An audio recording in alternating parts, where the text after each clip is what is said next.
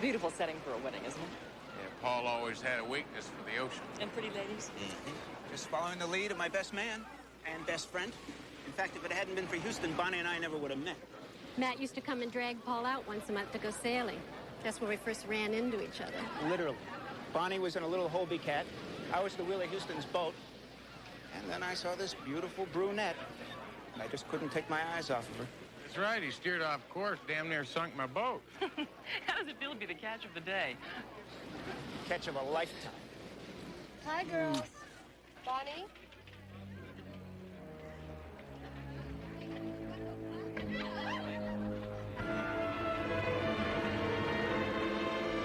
You're a lucky man, Paul.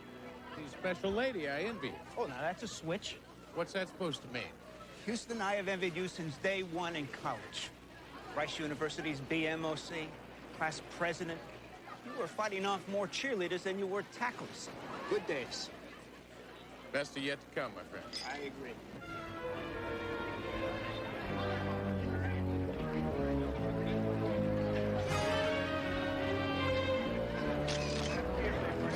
Good. Hey, Lois, can I get a copy of that snapshot? One of each.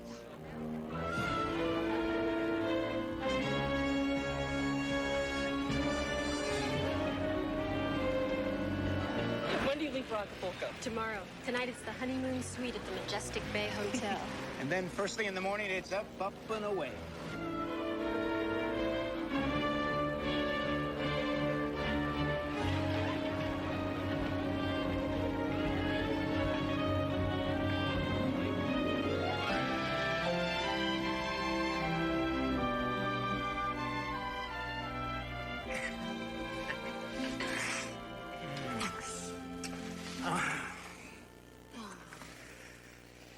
I never, ever thought I'd be this happy. Hey, you better get used to it.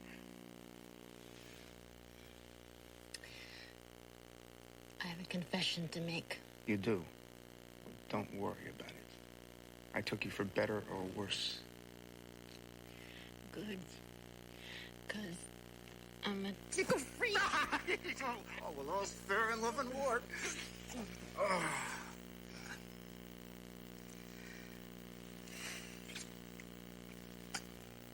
Have I told you lately I love you, Mrs. Chapman?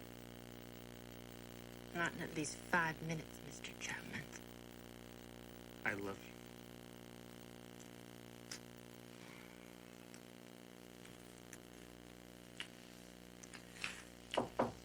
Room service. Surprise. Don't you go away.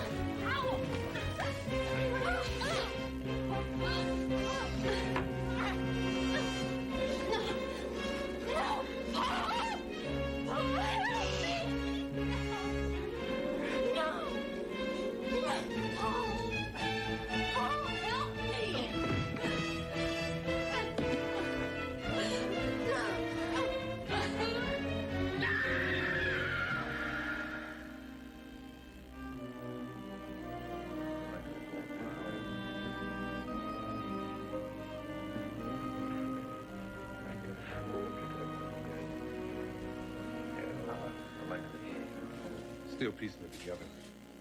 Killer grabbed a waiter, stole his uniform, came in here and knocked out your friend, and, well, you know the rest. Nothing was taken. Right, this is not a robbery. Paul didn't get a look at the killer. Got hit the moment he opened the door. After that, everything was a blur. Jump, please. You said you were his best man at his wedding? Right now, what he needs is a best friend.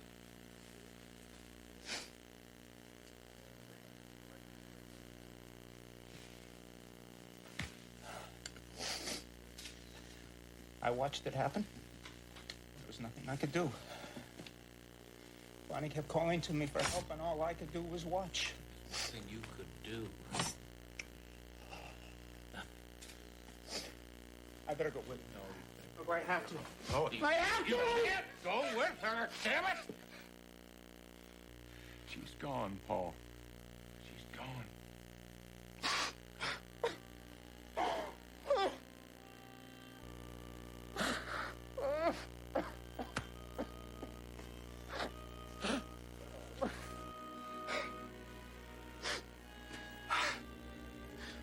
What am I supposed to do now?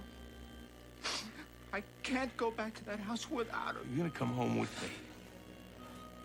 We gotta find out who did this, Houston. We have to. Find him.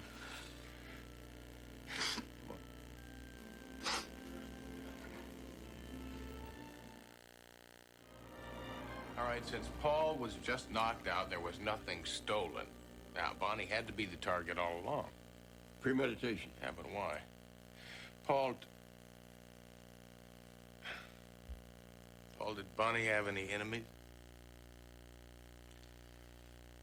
Everybody loved her. And what about old boyfriends? A crazy one, a jealous one? Wait a minute. Wait a minute. Russ Sloan.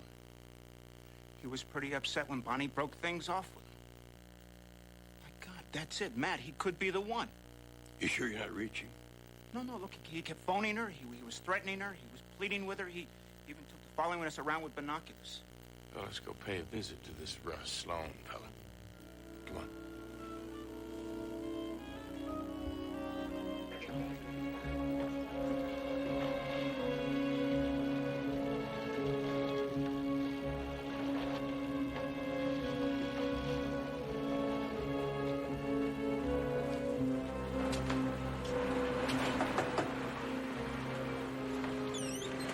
Russ Sloan? What do you want? Bonnie's dead. I know it. Look, my name's Matt Houston. I'm a private investigator. Paul's asked me to look into Bonnie's death. So why are you talking to me? Could we go inside and talk for a minute? Did he tell you I killed her?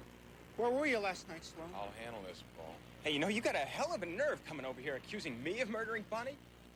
I loved her so much. I just want to talk to you for a Hey, minute. I was out to dinner when she was killed. I got a restaurant full of witnesses. It says here you were in the room when it happened. That you watched the whole thing. I'll tell you something, pal. If it had been me married to her, I sure as hell would have been man enough to protect her.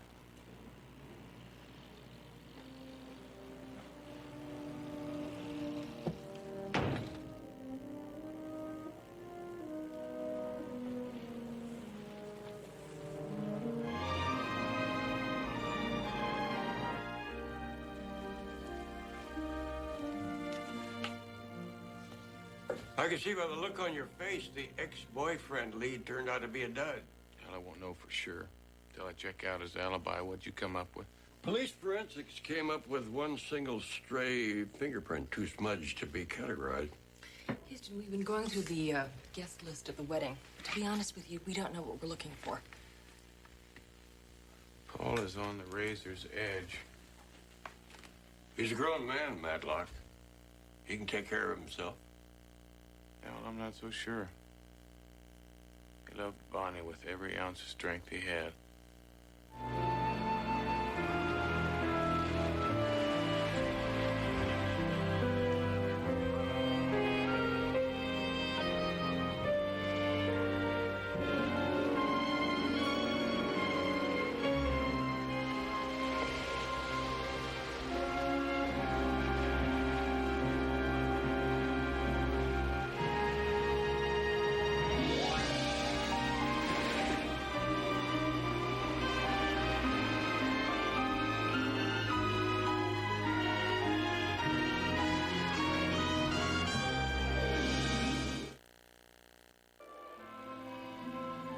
Commend our brother and sister to the Lord, and the Lord receive him and her into his peace. Raise up his body and hers on the last day. Ashes to ashes, dust to dust, in sure and certain hope of the resurrection and to eternal life. Amen.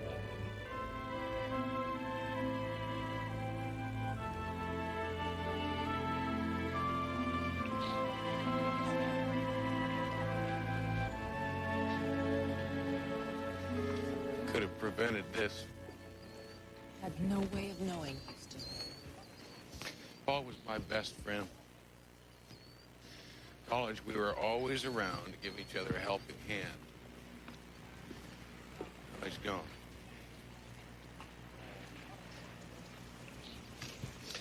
DJ, you shouldn't have done it. It's not right. Suicide is not an answer. Houston, he was confused. He didn't know where to turn. He needed my help. You did everything you could. That's not good enough. It's just not good enough. See, there's somebody out there now that's killed 2 people with 1 blow.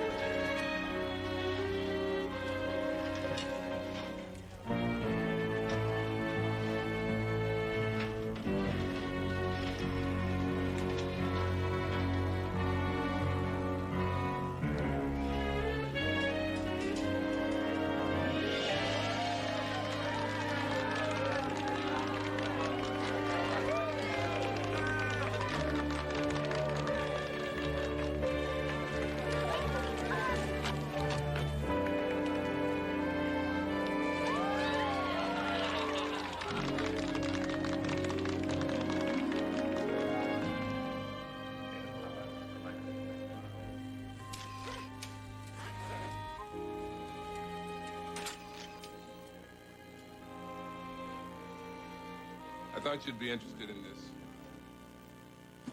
Who was she?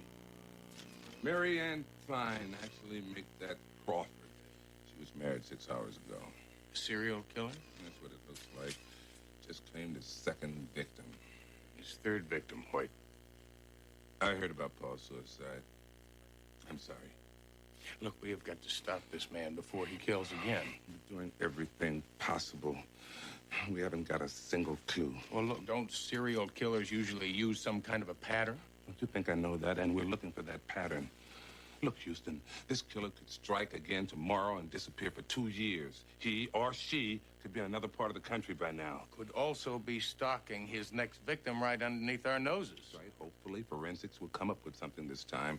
Until then, all we can do is wait. Houston! I don't suppose I could talk you into leaving this to us.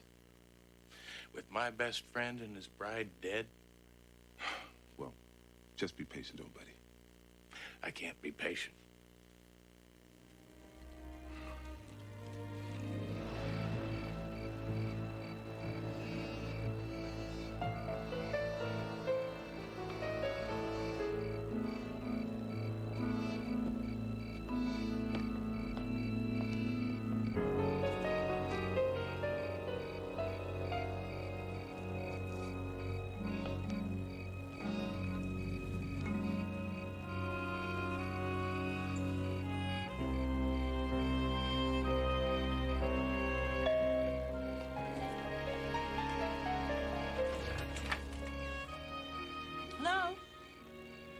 Nora, who is it?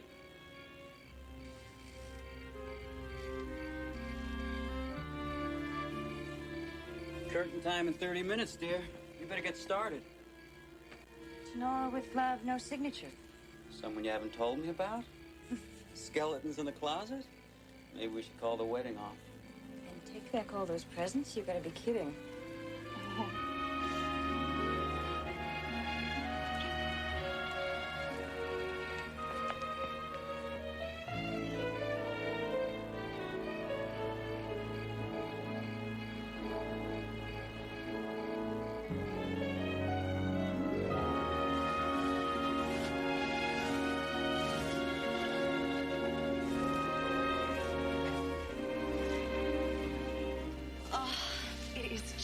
lovely. I absolutely adore it.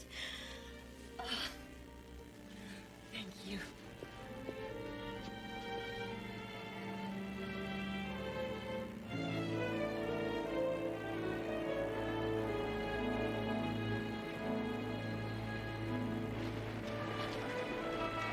Thank you so much for everything, Mrs. Saboroff. Nora? Stay away from me. Nora! You don't understand. Look, you got the rose, didn't you? Then listen, I know that you're getting married, and, well, I just don't think you should. I'd say you are the last person who has the right to say that. Nora, you can't get married. I love you. That's ridiculous. We haven't seen each other in years, and we both know the reason why. I'm just asking you not to do it. There is something you have got to understand. I am getting married on Saturday, and there is nothing you can do about it.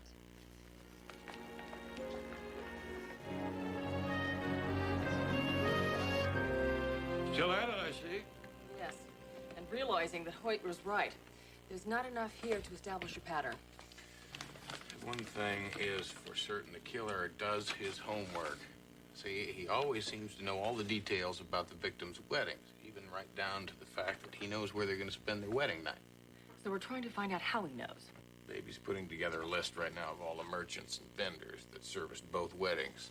The caterers, the musicians, the people who make the place cards, the whole works.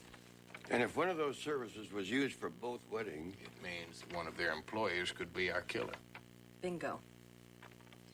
This is the only one that serviced both weddings. Parkdale Floors. This is a very small business here. I haven't had any regular help for years. But you did supply flowers to both those weddings. Yes. Well, it just seems like a coincidence that both parties decided to use you. Well, actually, I was the one who contacted them. As I said, this is a small business here, and I have to drum up as much as possible myself. How do you know these people are getting married? I subscribe to a clipping service. You see, they collect all sorts of news items to sell to various merchants. Me, I'm interested in weddings. And this clipping service lists every single one of them. What clipping service do you use? Mackenzie's clipping service.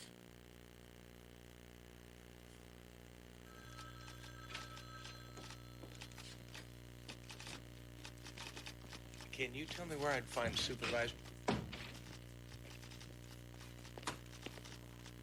Excuse me, miss. My name's Matt Houston. I'm a private investigator. I wondered if you could point me in the direction of the person who does all the wedding announcement clipping. Oh, we all clip everything. We're just assigned to different papers. However, most everybody's gone home for the day. I'd like to come back tomorrow and talk to my staff. Thank you.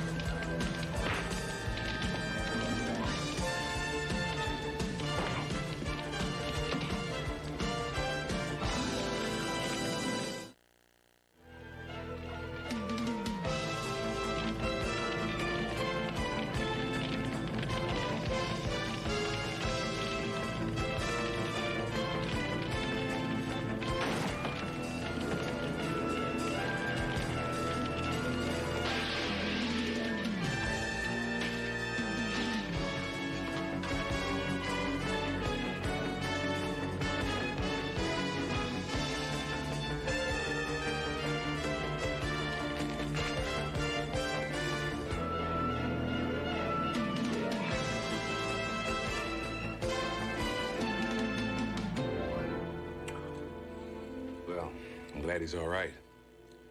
Tell me, did you get a look at the assailant? Nope.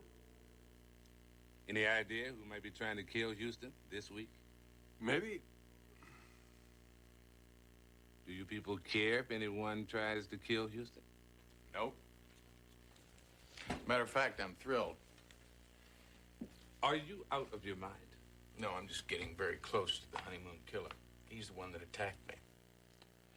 But you can't be sure of that.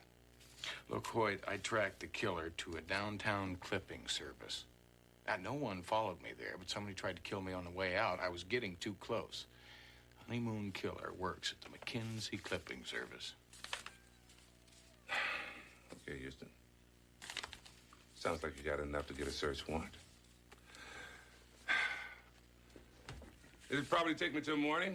I'll call you when I get it. Thank you, Michael. Mm-hmm. Give you a ride home?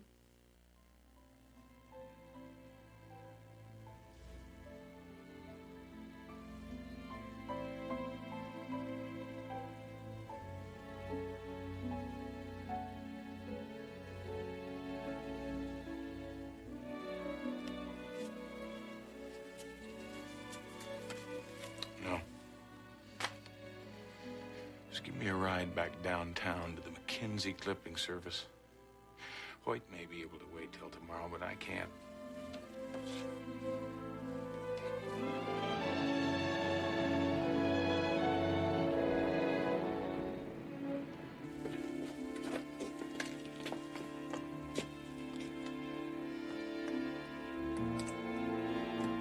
There is a trick in opening this kind of a door.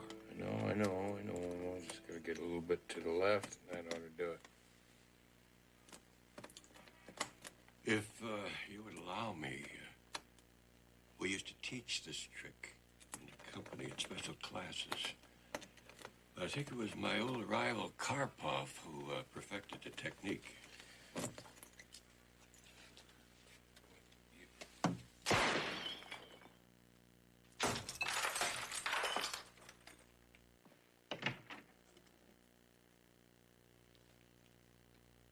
Of course, we usually preferred to use a silencer.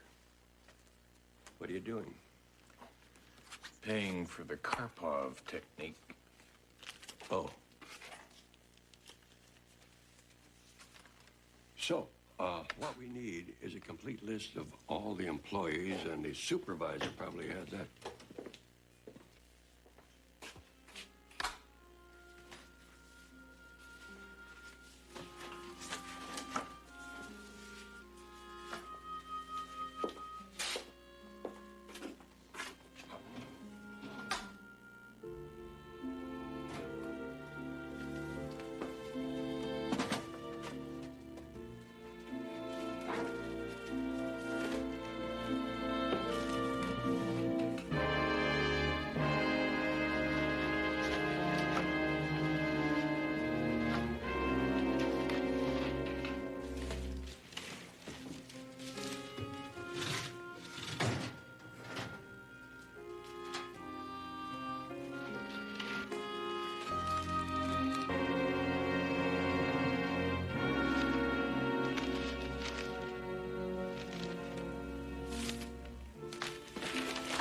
Find something?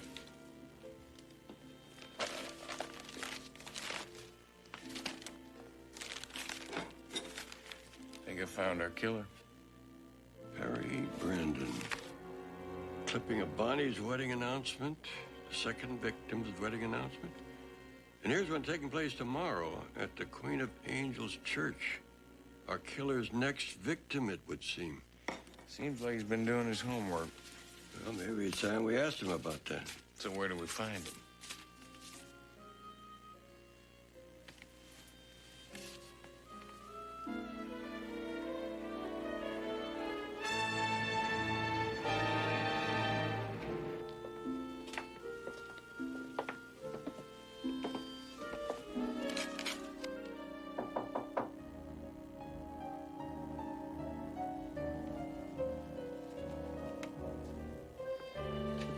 What are you waiting for? See if you can tell me that there's a special trick to opening this lock. Nope, not me. However, Peerless Eddie Pierpoint, the lock-picking specialist at the company, had a technique. Always make sure the door is locked first.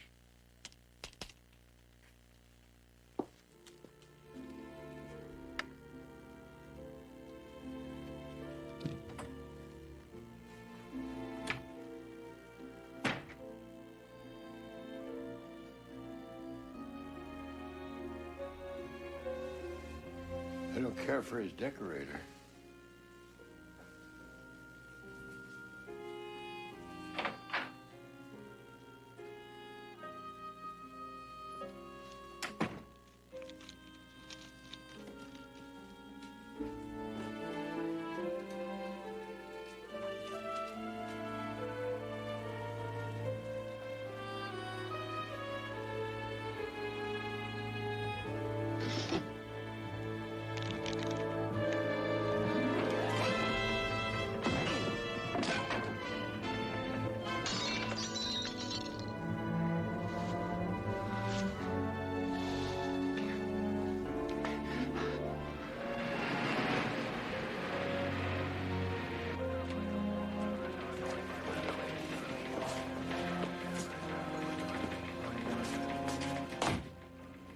Says you broke into his apartment, started rummaging through his things. He tried to stop you, and you beat him up. Don't worry, I don't believe him. So, you just gonna let him go? Because I have no choice. Everything we've got on him is illegally obtained evidence. Now, why didn't you wait until I got the search warrant this morning? Because I didn't want somebody else to get killed in the meantime, Hoyt. Now, I'm telling you, he is our killer. You're probably right. His records show that he underwent psychiatric treatment in college. His girlfriend broke up with him, and he beat her half to death. But if we book that man now, they'll throw the whole case out. So what do you want us to do? Just wait until he kills the girl we saw in the clipping we found? No. We put a tail on him. We put a unit 24 hours at his apartment, and I'll be at that Queen of Angels church in the morning at the wedding.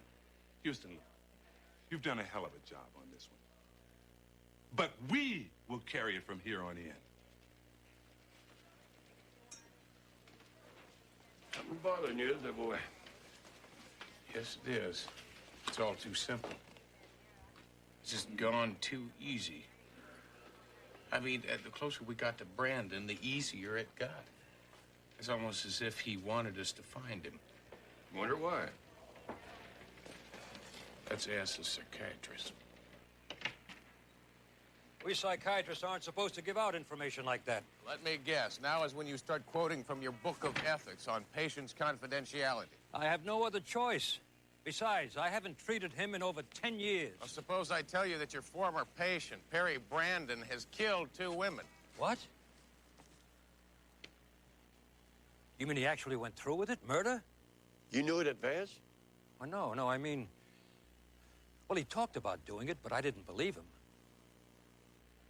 I can remember he sat in my office and he ranted and raved about this girl who rejected a proposal of marriage. A girl that he'd spotted in one of his college classes. You know, Brandon was a shy type. He kind of admired her from afar. He started sending her flowers and letters from a secret admirer. And then one day, he shows up on her doorstep with 2 tickets to Las Vegas and tells her they're going to be married that night. And remember, this girl had never spoken one word to him. Of course, you said no. The rejection sent Brandon into a rage. He slapped her around. I remember he slapped her around quite a bit. That's when his parents insisted that he come and see me. This girl, what's her name?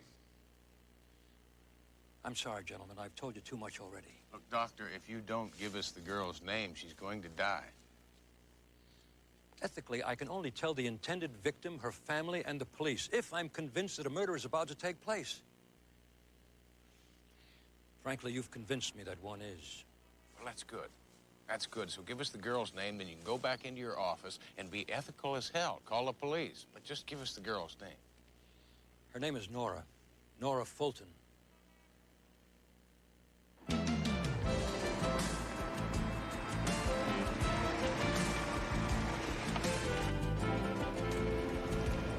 How would you like to make $50? I want you to drive around and meet me in the back of the store.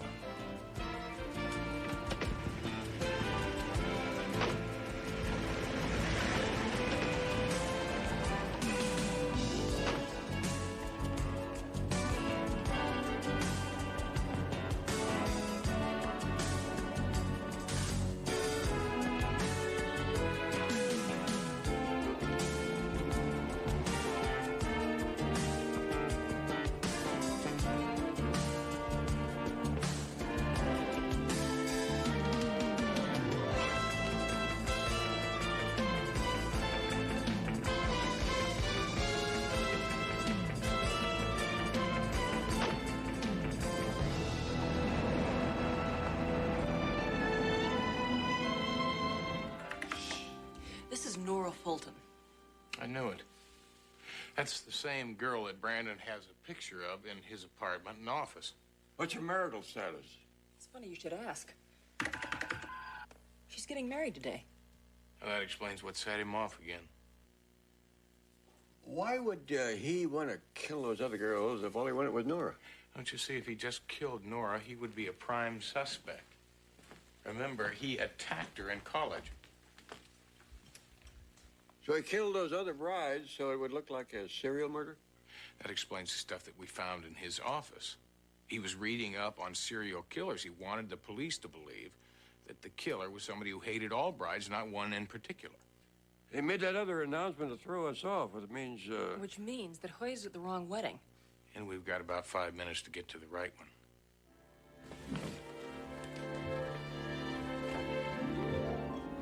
And do you, Nora, take Cyrus as thy lawful husband, to have and to hold,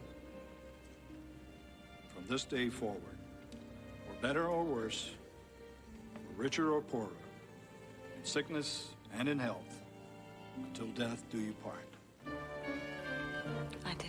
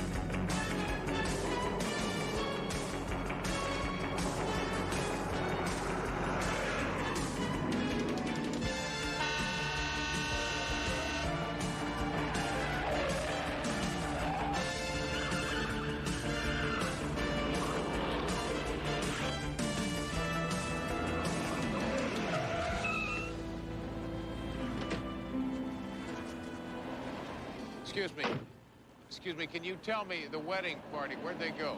All left. This is one of those short services. I do, you do, we gone. Where'd they go? Down to the water, I think. Something about a reception on a boat. I think a reception was mentioned in the wedding announcement. Yeah, here it is. Surfside Marina, slip 37. Let's go. Call CJ, tell her to get a hold of Hoyt. Have him meet us there.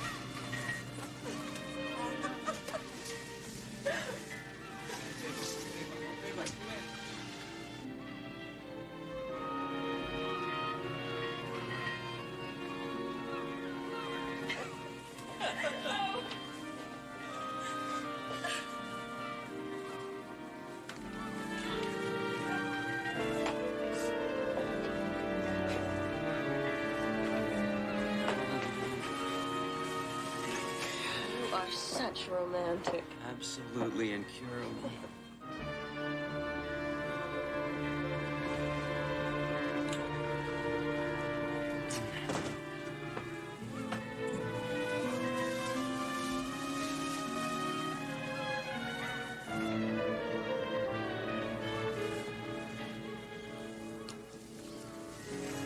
Oh, I wish we could cancel the reception.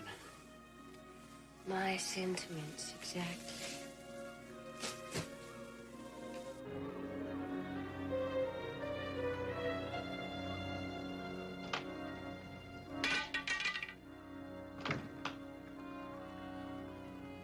It's too late. That'll be the caterers. I'll tell them where to set up.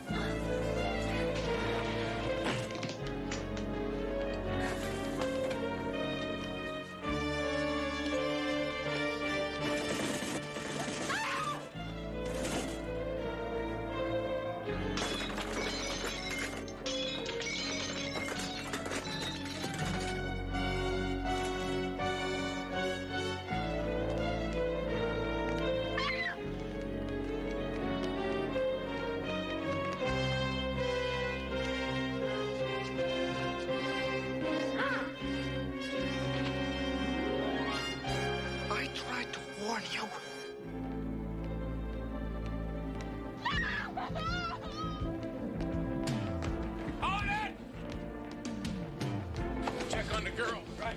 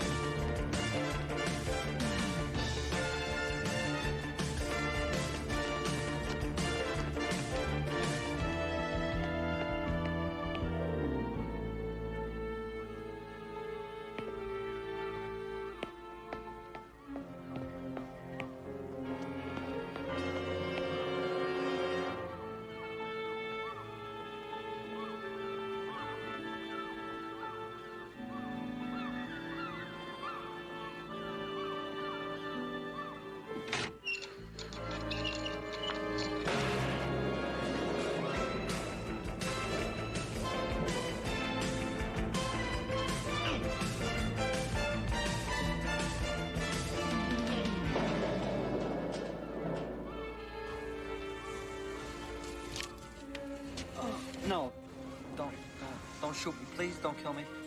Please don't kill me. Please. You know, I've been looking forward to this. But you're just not worth it.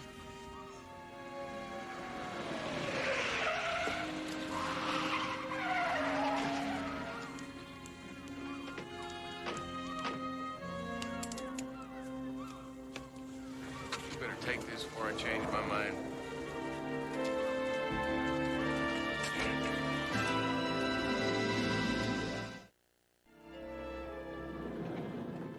Never in your life will you have tasted such wine.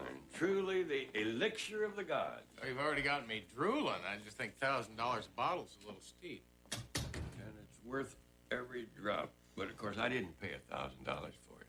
It was a gift to me by an overly amorous, deep cover belly dancer on the Isle of Crete. Well, I mean, a bottle that valuable, we probably ought to keep it in the safe. Anybody can get in a safe. That's the reason I put it in here. Well, did they teach you any classes on how to get into a file safe at the company? I don't see you being very helpful. Having a problem, gentlemen? Chris and I were working on some legal stuff, but why are you guys here so late? We're just trying to get the file cabinet open.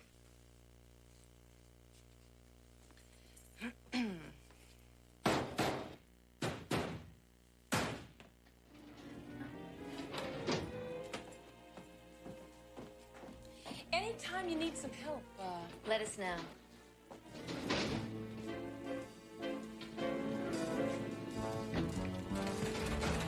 Here, come here.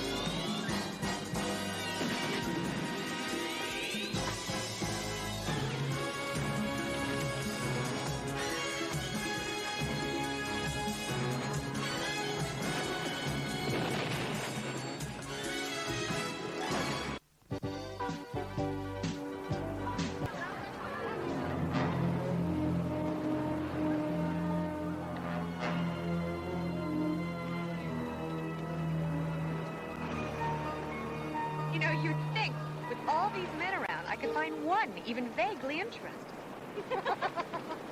But there's hope. I got a note from some guy at the luau last night to meet him here at the Catamaran at 3. Is it 3 yet? Half past. Oh. Well, it looks like the only thing I'm going to be taking home from this vacation is the tan line. Oh.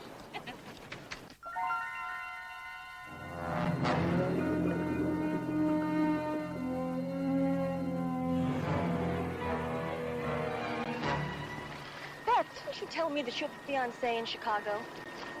Sure, but a girl's entitled to bring back a souvenir, isn't she? I see.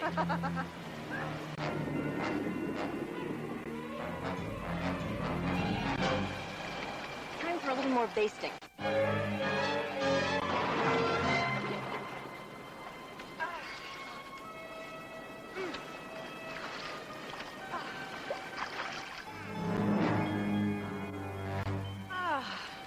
Sun is brutal. I think it's time for the plunge.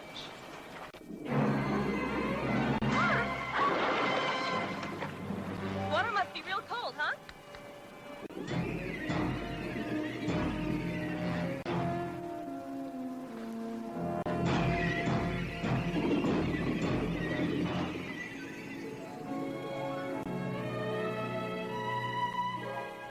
Whereby the aggrieved party of the first part does consent to contest a lawful testimony by a peripheral party, part and parcel 2. This is gibberish. Nope, that's legalese. Well, what's the difference? Legalese is gibberish written by lawyers at about $200 an hour. Houston, CJ's on the phone. Hey, CJ, how's the vacation? Well, it was fine until late this afternoon. That's when a guest disappeared into the ocean. I was with her when it happened, Houston. Accident? I don't think so. Neither does the owner of the club, Andrew Moffat. He's here with me now. And the Coast Guard is still looking for the body. Houston, Don't tell me you volunteered our services, right? I hope you don't mind. Not at all. First thing in the morning, be soon enough. See you then. Thanks.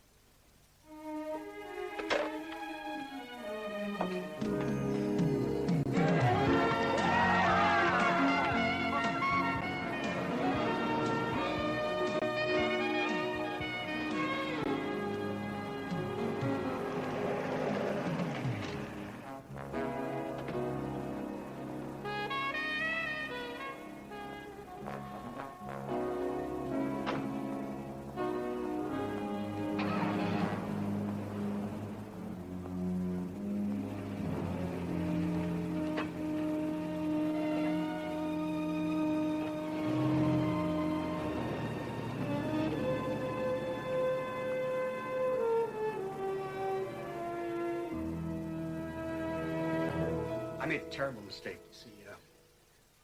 3 days ago, another girl died. Janet Rogers, another guest of the hotel. She was found dead at the base of a sea cliff. The next morning, I received this note. I killed Janet Rogers. I can kill whenever and whoever I want. But $1 million in cash under the split palm south end of the beach. Midnight. Tell no one or more will die. Nice basic extortion. I thought the note was some sort of a sick joke. You see, Janet Rogers' death looked like a simple accident. And the local surf punks have been harassing all the club owners in the area. Graffiti, smoke bombs. So you never really took the threat seriously? No. I never phoned the police. And I never made the payment. I guess I might as well have drowned Beth myself. Well, you made the mistake of omission, Mr. Moffat, but you're not guilty of murder. Most important thing is that we try and prevent another one. CJ, you better get on the phone to Hoyt.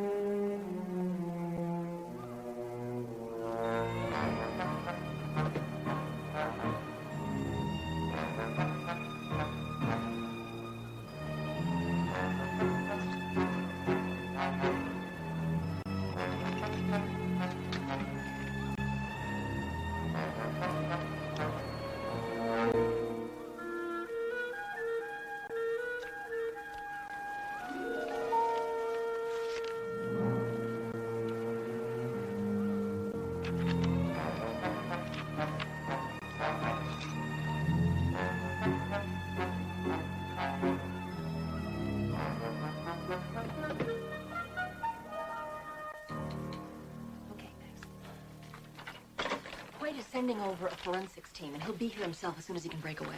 And we've got to close the club as quickly as possible. Of course, I don't want to jeopardize anyone else's life. But I don't know where I can raise that kind of money. Mr. Houston, every penny I have is invested in this club. Worry about the money later. We've got to get the guests safely away from here. You think there'll be another extortion note? I'm sure of it. See, once we get the guests away from here, the killer will have no bargaining power. Hopefully he'll move on. Or kill me. Mr. Moffat, do you have any idea at all who's behind all this? For all I know, it could be one of the guests.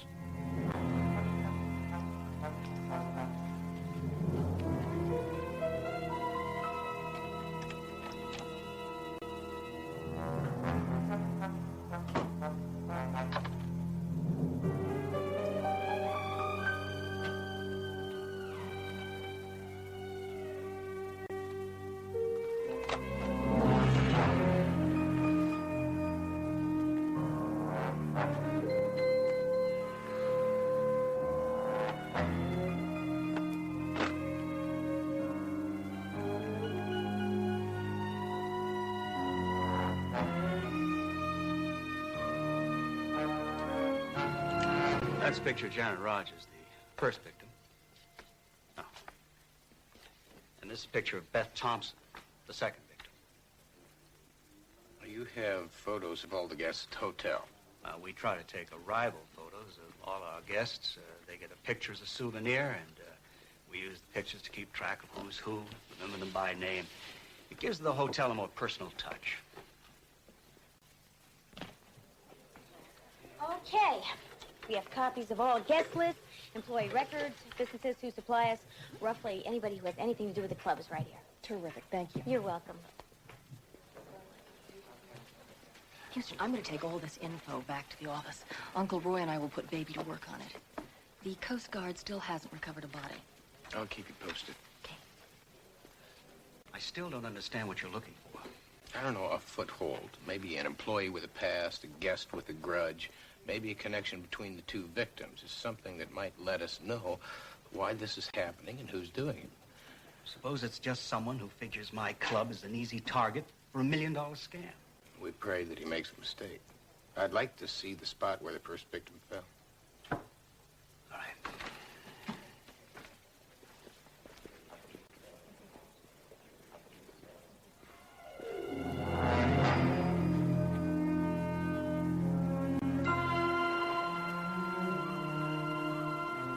Where her body was found on the rocks below, we figured that Janet either fell or was pushed from right about here. It was festival night. Torches on the beach, fireworks exploding over the sea. How many people have been up here since then? Oh, any number. It's a very popular spot. People come up here to be by themselves or with someone else for a little romantic privacy. Now, CJ told me that the second victim, Beth, had received a note telling her to meet somebody on a catamaran. Now, Janet Rogers could have been lured up here the same way. You're right.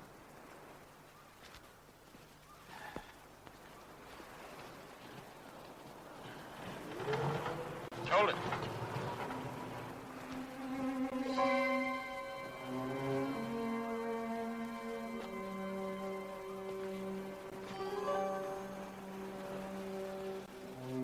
That could be Janet's.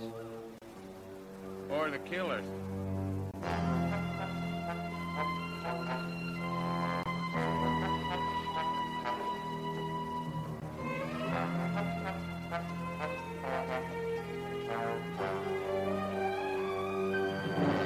Some vacation. I'm here for less than 24 hours and I have to leave. I'm sorry, Miss Johnson. It's for your own protection.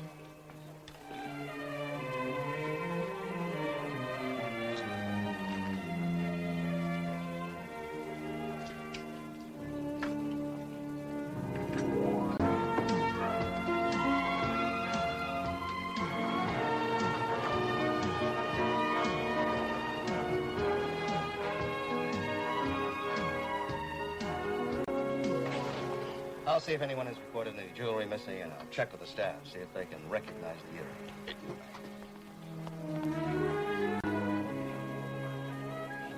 Oh, Mr. Houston, this is for you. Thank you. You're welcome. Who gave this to you? Nobody. I found it here on the reception desk. Thank you. I know who you are. If you care to discuss it further, be at Lomax Cove 230. No signature. Where is this Lomax Cove? I'll point you in the right direction.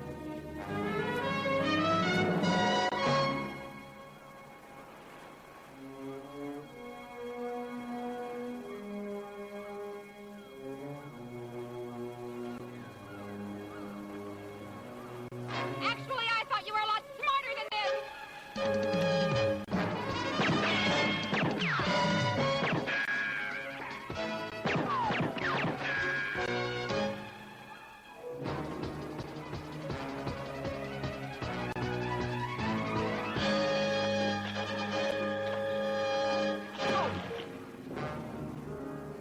All right, the game's over, and so's this little extortion plot of yours.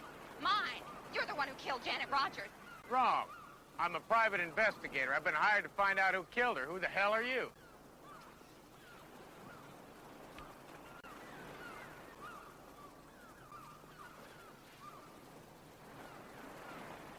Joey Martin, private detective. We're on the same side.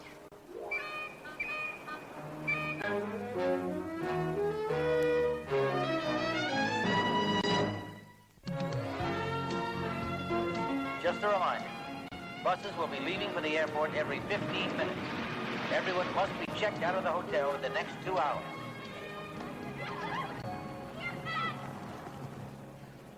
Houston, you're just lucky I had the presence of mind not to kill you. You did try and kill me. I'm just lucky you can't shoot straight. You're just jealous because I'm a lot farther along in this case than you are. Wait a minute. You want to know how far along I am on this case? I'll tell you, I'm far enough along that I can book you on suspicion of murder. Me? Yeah, you. See, I found your earring up on that cliff where the first victim fell to her death, huh? Huh? Well, if you were a trifle more observant, Mr. Houston, you would notice that I'm wearing 2 earrings. Unless, of course, you're dumb enough to think that I carry a spare. And if you knew anything about jewelry, you'd know that those are antique. Handmade, very rare. An heirloom. There are only 2 pair in existence. One belongs to me. And the other to my sister. You mean to tell me that the first victim, Janet Rogers, was your sister? My one and only.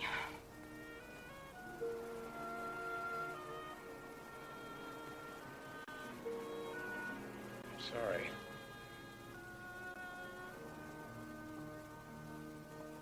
She was divorced last year. That explains a different last name.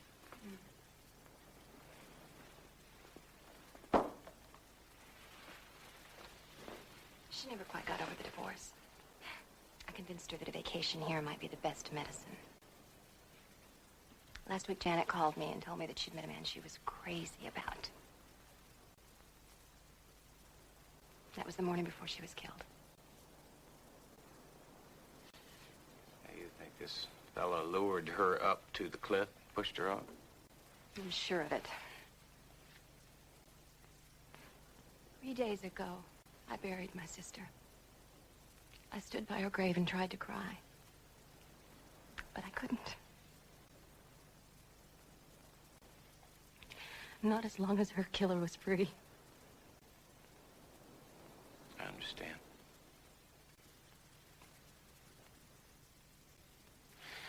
Look, what made you pick me for your #1 suspect? I worked up a profile on the killer based on my sister's description. You matched it. Tall, handsome, brown eyes, mustache. And your car. Janet said he drove a red convertible. What if you'd killed me? I'd have had one less suspect to worry about.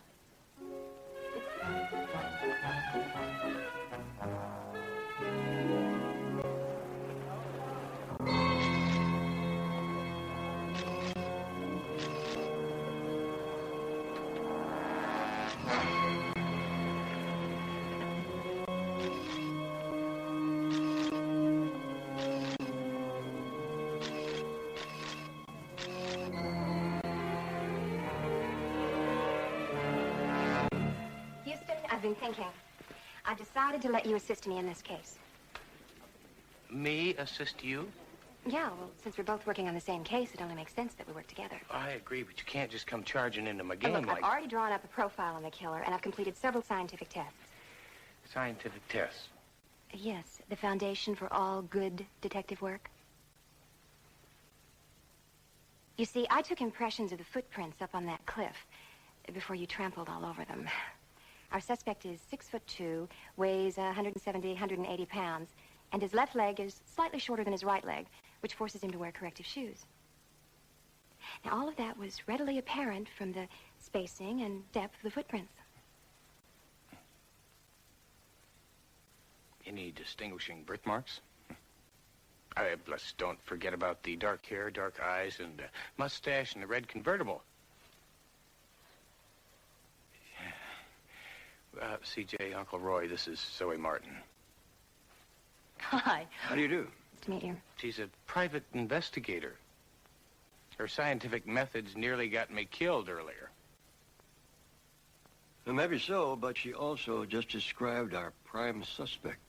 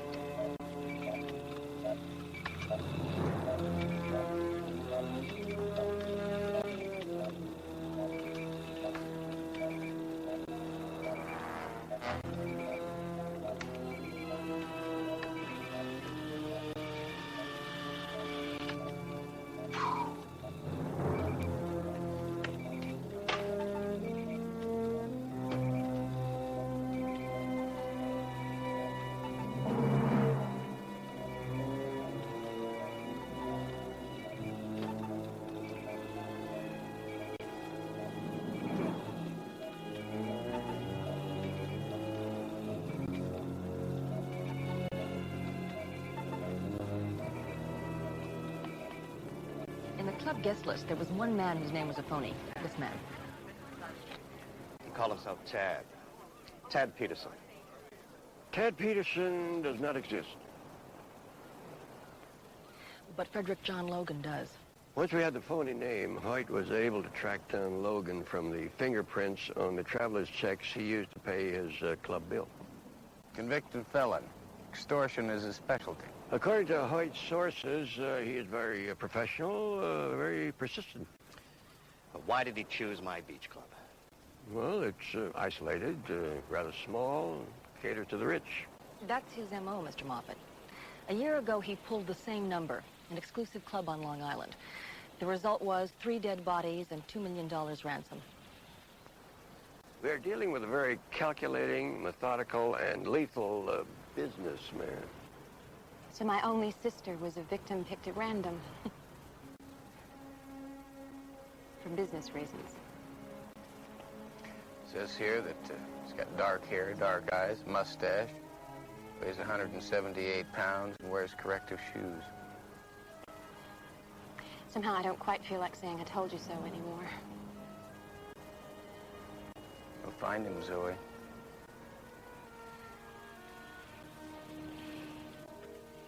It looks as though the Coast Guard divers have found something else.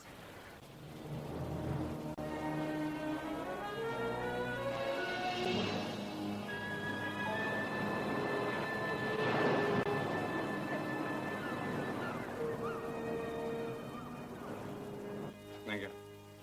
I tried to get here earlier, Houston, but I got a gang war in progress, a major drug bust about to go down, and some psychos running around killing hookers.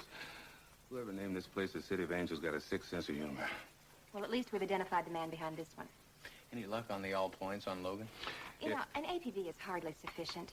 We need protection from Moffat, a tracer on his telephones, and a rotating staff of at least 3 detectives to patrol the grounds in case Logan decides to make a ransom note drop. Just what I need. Another private eye. Would you let me handle this, please? Houston, he's just a cop. Don't let him bully you. Just a cop? He's just trying to help us. Just a cop? We don't want him getting in our way. Your way? He is on our side. Houston, we've got the situation under control. Hey, hold it! Thank you. Now, if you don't mind, we'll sit down. We'll logically go through this and discuss the next best course of action. All right?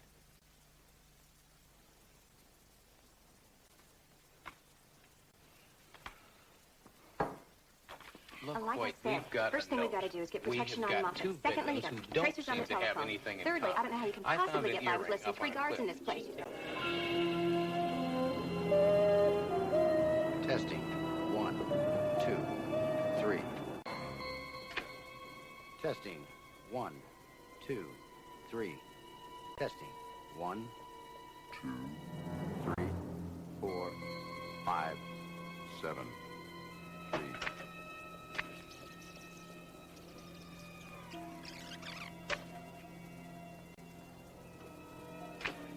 Testing. 1, 2, 3.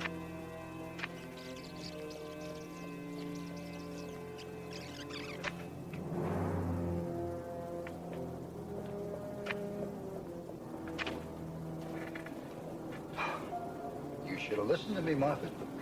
You should have paid me off when you had the chance. Okay, maybe I made one mistake. Tried to make the murders look like accidents so the cops wouldn't get involved. No matter. You're still gonna give me what I want. I really didn't want to have to kill anyone else, but you forced my hand, Moffat, so I've enclosed a picture. Study it carefully, my friend. Very carefully. Because by the end of the night, someone in this picture is going to be dead. Perhaps then we'll talk business.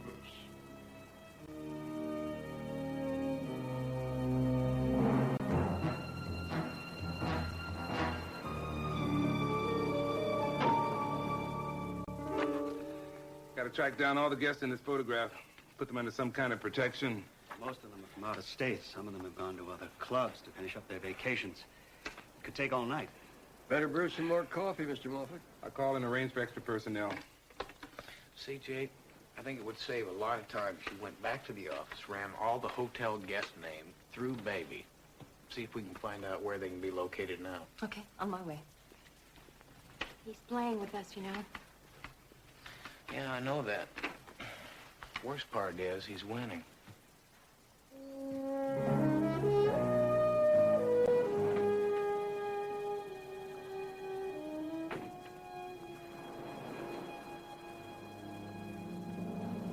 Looks like there are 15 people in this bus, but we may have to have the picture enlarged to see the ones in shadow.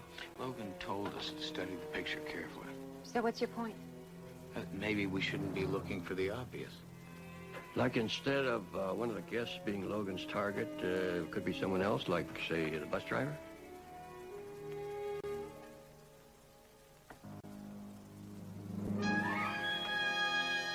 CJ.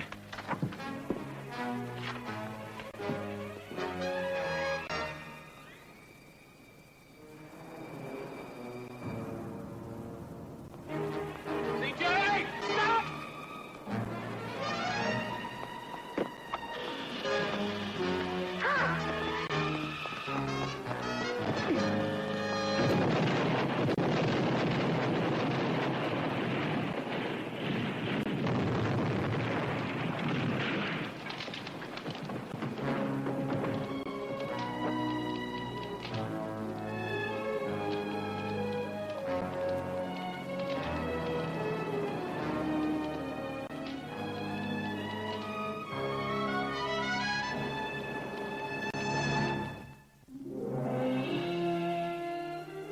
seems I picked a worthy adversary.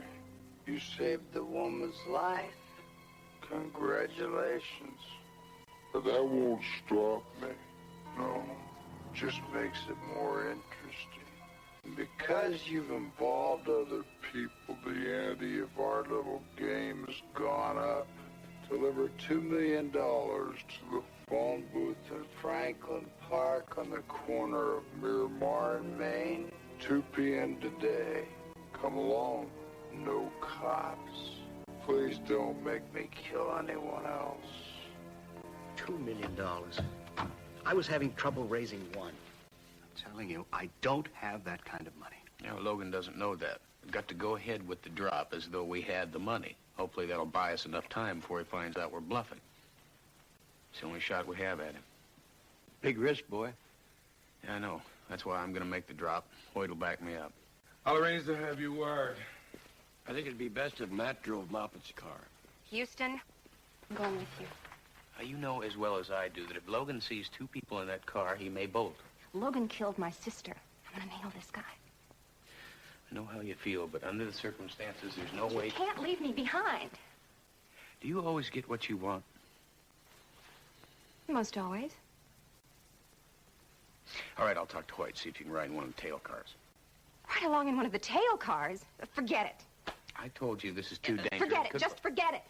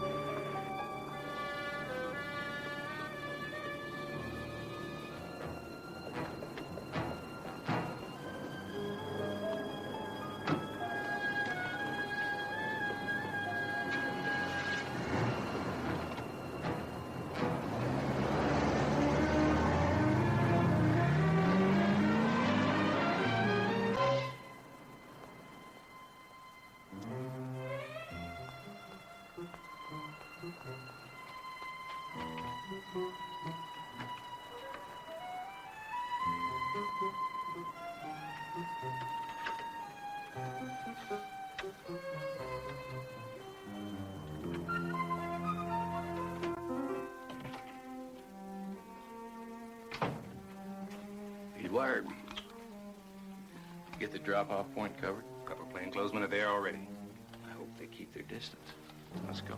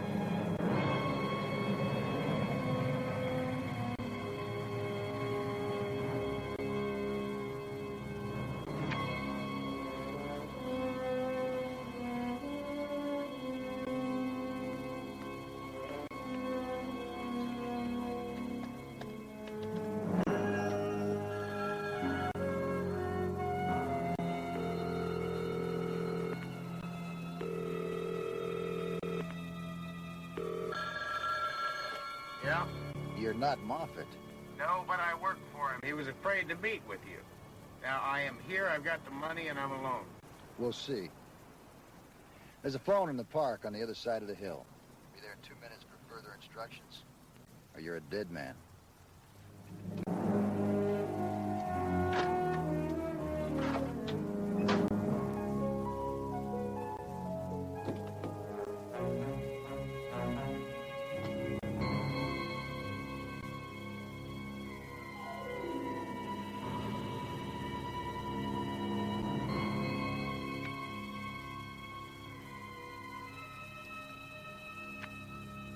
He's suspicious.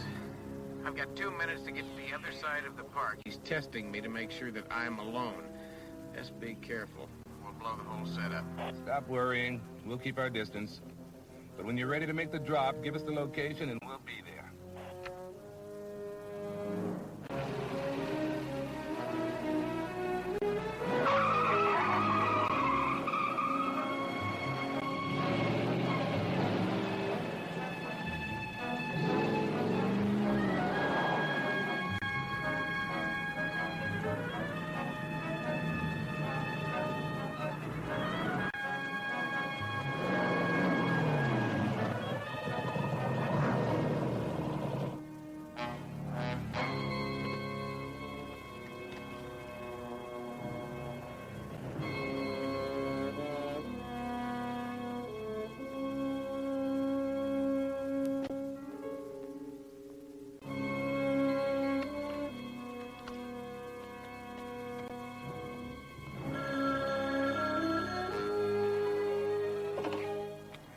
Satisfied? Not until I get the money. But at least I'm certain you aren't being followed.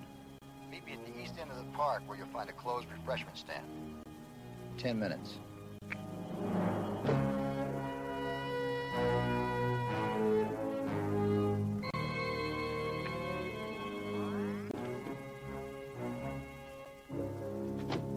Well, all right, it worked. He thinks I'm alone. Just don't get too close to me. Sure, sure. But where's the drop point? Wants me to meet him in about 10 minutes.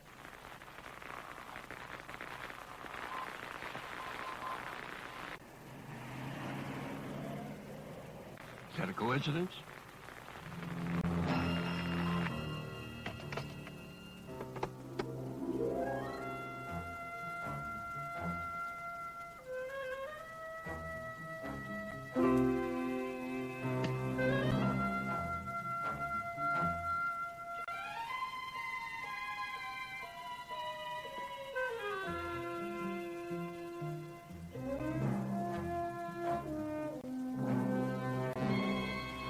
Keep coming.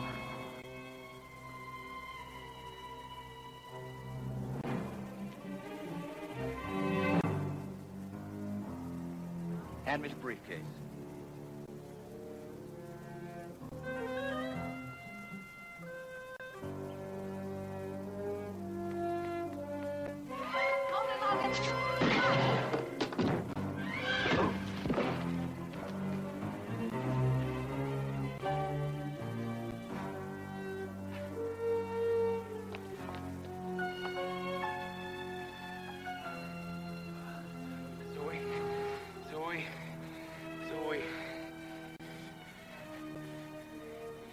Zoe. Get away from me, idiot! I'm all right. He's getting away. Wait a minute. Oh, nice job, P.I.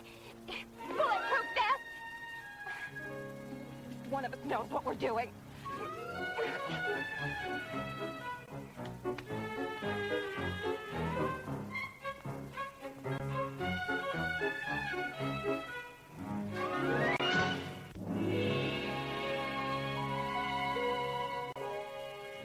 He outsmarted us, White, plain and simple. Simple is the operative word here. And I suppose letting Logan shoot you is your idea of scientific detective work? I wore a vest. I had the downside And covered. you almost got your backside blown off. While Logan got away. We'll catch him. No, we won't. You're both off the case. From now on, this is strictly police business. You can't do that. We've been here from the very beginning. Hello? Okay, now start the tracer. Moffat, we had an agreement. You broke it. Nobody ever does that to me and gets away with it. I'm sorry. I'll do whatever you say this time. I hope you do. For your sake, because now it's personal. Your guests are safe, but your family isn't. Your beautiful godson in Pasadena? Your mother in Ventura? They might be the next target. Or maybe someone else. Maybe you. How do you know about my family? I'm a smart man, Moffat. Much smarter than you or your friends. Get the money. $2 million. Or someone you love very much is gonna die.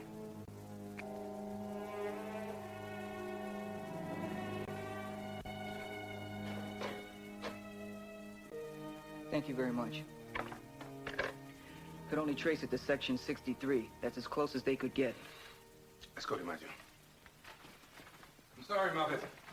Logan wasn't on the phone long enough to complete the trace, but we were able to narrow it down to a small area near the port of L.A. Now, I'm going to order every available unit right down there. We'll search door to door if we have to.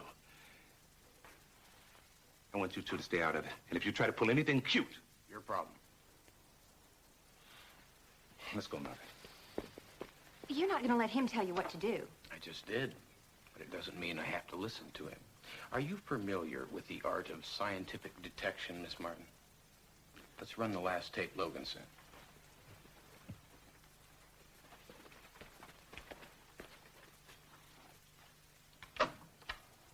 Deliver $2 million to the phone booth in Franklin Park on the corner of Miramar and Maine. Here. 2 p.m. today. That whistle in the background. Now, I just heard it when Logan called again. So? Well, did you hear the sequence of boat whistles? It's a signal that a ship uses when it approaches a drawbridge. There's only one drawbridge in the port of L.A.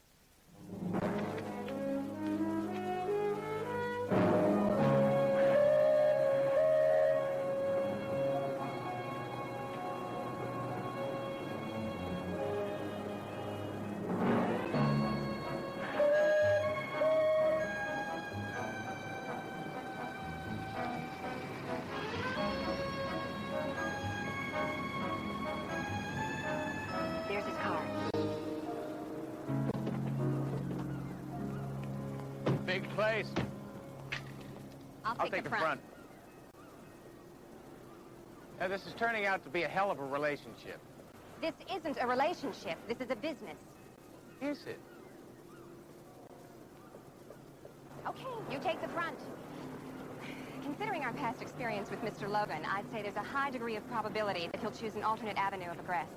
Is that a scientific deduction? Women's intuition. Great.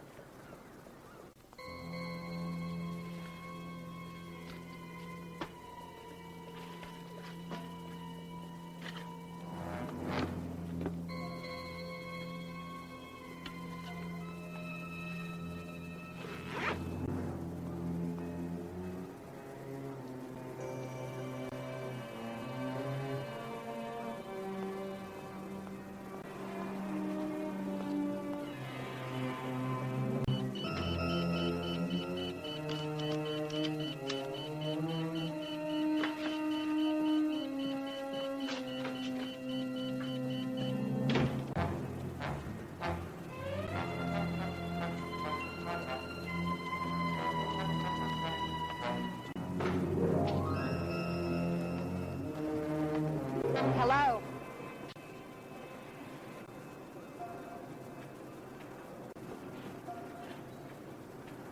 I thought you were dead. Well, I'm not. But you are. Zoe? Drop the gun, Houston. This is between Logan and me. He killed my sister. Now, look, I know how you feel, but... I said drop the gun. Now kick it away.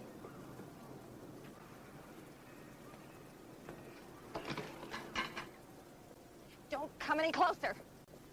If you really know how I feel, you'll let me handle this my way. Look, let's talk about this. Let's not. Zoe, you have got him. The 2 murders, the extortion, they're gonna put him away for life. You don't have to kill him. You sound like Hoyt. I sound like a professional. This is business, remember? Is it?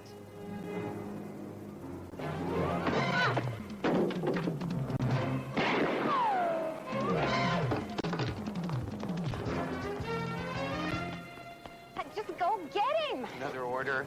Mine.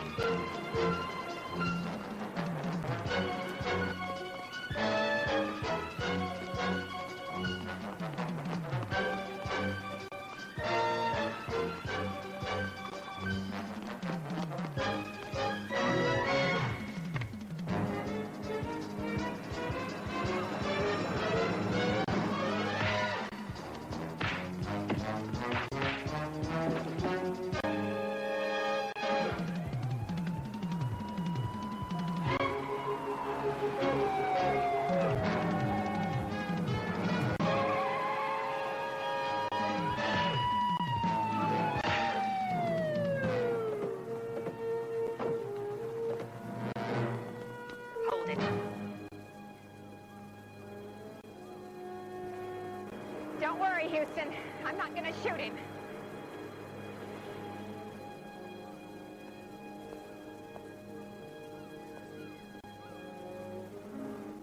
He's not worth it.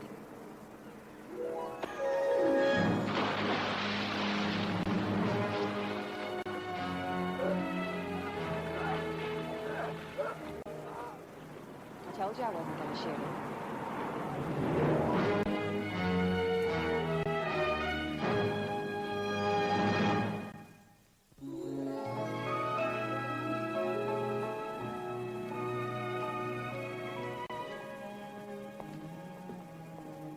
Here you go. And I want to thank you for buying dinner tonight, Houston. We sure don't have restaurants like that back home in Seattle. Are the portions always that small? Well, it's the least I could do. Take my favorite lady detective out to dinner on her last night in town. Am I really your favorite? Of course you are. You're the only lady detective I know. Well, I think we make a great team. You do. With my brains and your... Well, I'm sure we could think of something for you to do. Well, how very thoughtful of you. Well, I'm always good to my employees. Your employees. I thought you might like to join me back in my Seattle office. Matt, there's so much you need to learn about scientific detection. You can't rely on brawn and good looks forever, you know.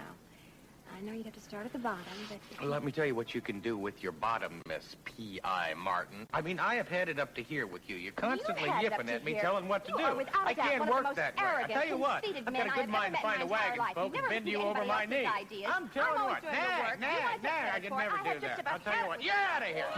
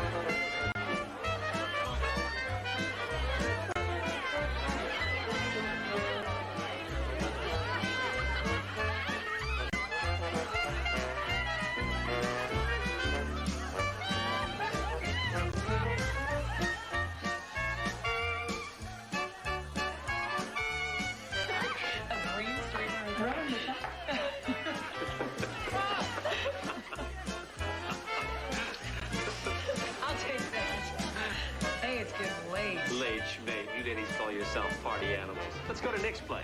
What do you think, Joe? I think we have a 6 a.m. flight tomorrow. Hey, no problem. I'll get you there on time.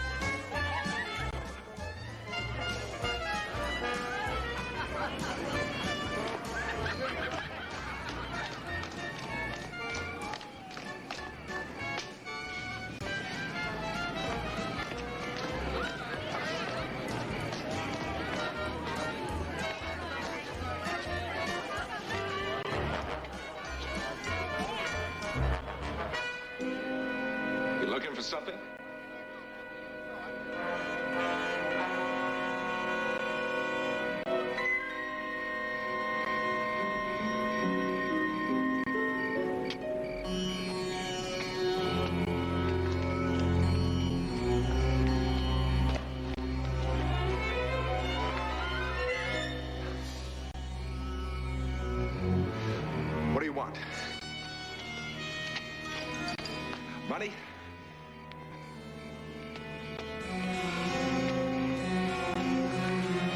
What do you want?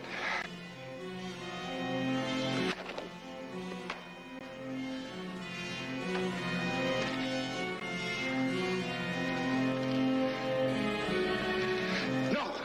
No!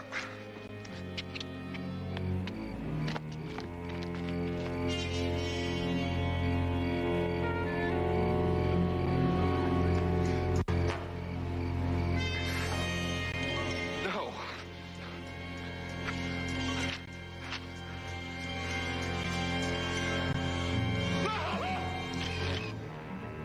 There you are. We've been looking all over for you.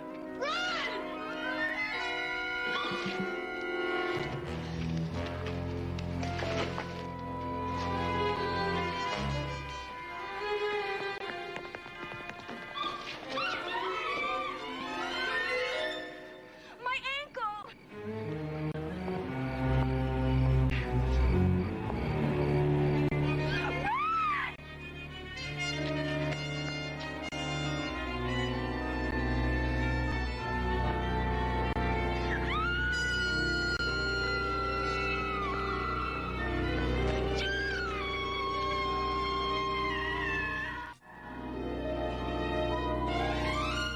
I don't know, CJ. Maybe the blue's a little more, Impressive.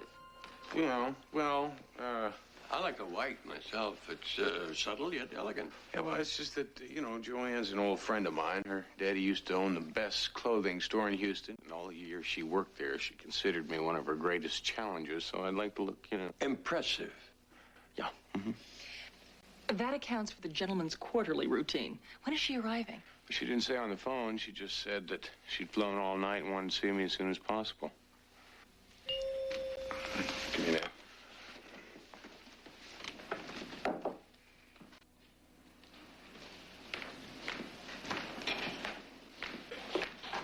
Joanne, it's great to see you after all these years. Houston.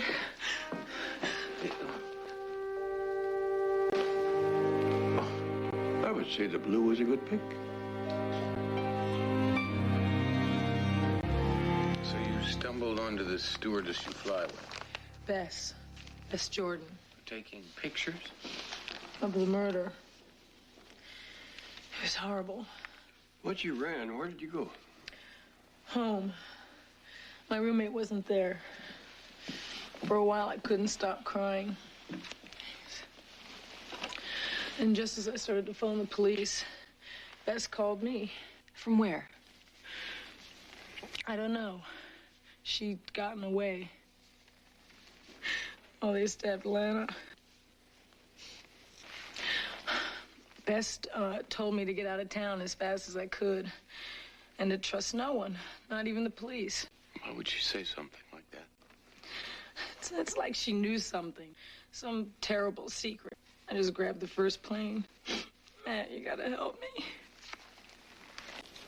First thing that you have to do is go back there and explain to the authorities what you know about this whole thing. Not alone. Please come with me. I have a friend on the force in New Orleans. Haven't seen him in years. About time you had a reunion. Shall I have Chris book a flight? My Owen has a flight leaving in about an hour. Good. Oh, CJ, I want you to stay here and mind the store. Now, while Uncle Roy and I get packed, you tell CJ everything you know about this Bess Jordan. Bess said those men would kill me if I came back, Matt. Don't you worry. I won't let anything happen to you. Houston, watch out for the nightlife.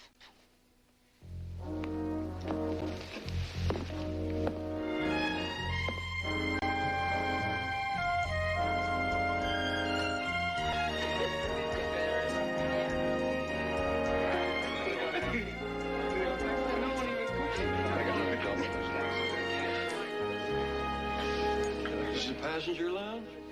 Looks more like a resort. Calder Air is to flying what Cartier is to diamonds. The owner's quite a New Orleans booster. In fact, there he is.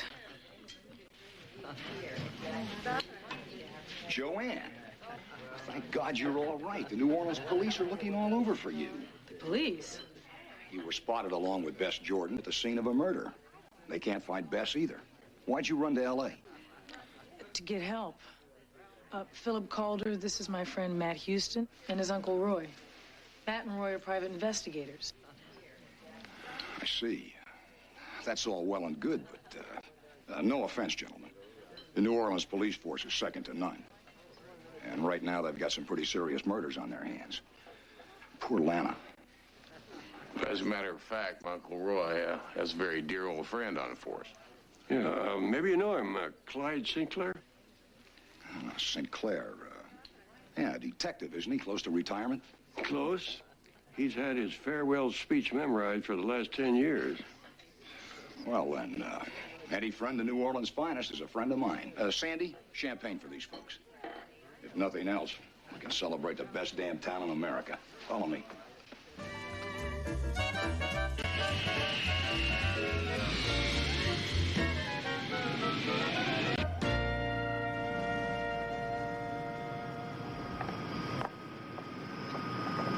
Mr. Houston, do you have accommodations? Yes, we're staying at the Gulf Court Hotel. Oh, good. That's one of our best. If there's anything I can do to help while you're in town, just let me know. Thank you. You bet.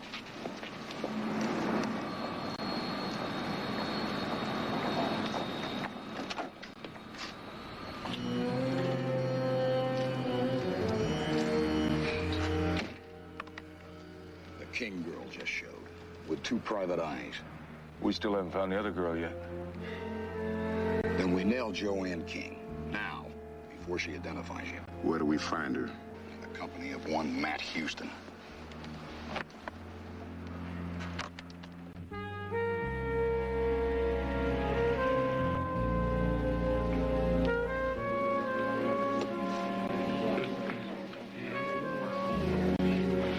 Hold it. You're under arrest. What's the charge? Impersonating a PI. The Roy Houston I know is out to pasture in Lotus Land, sunning his backside while the rest of us make the country safe for democracy. Yeah? Well, I heard that the chief of police in New Orleans was thrown in jail for temporary insanity right after he hired some broken-down war horse from Washington who can't find his gun to save himself. Well, I can find my gun all right. I just can't remember what to do with it.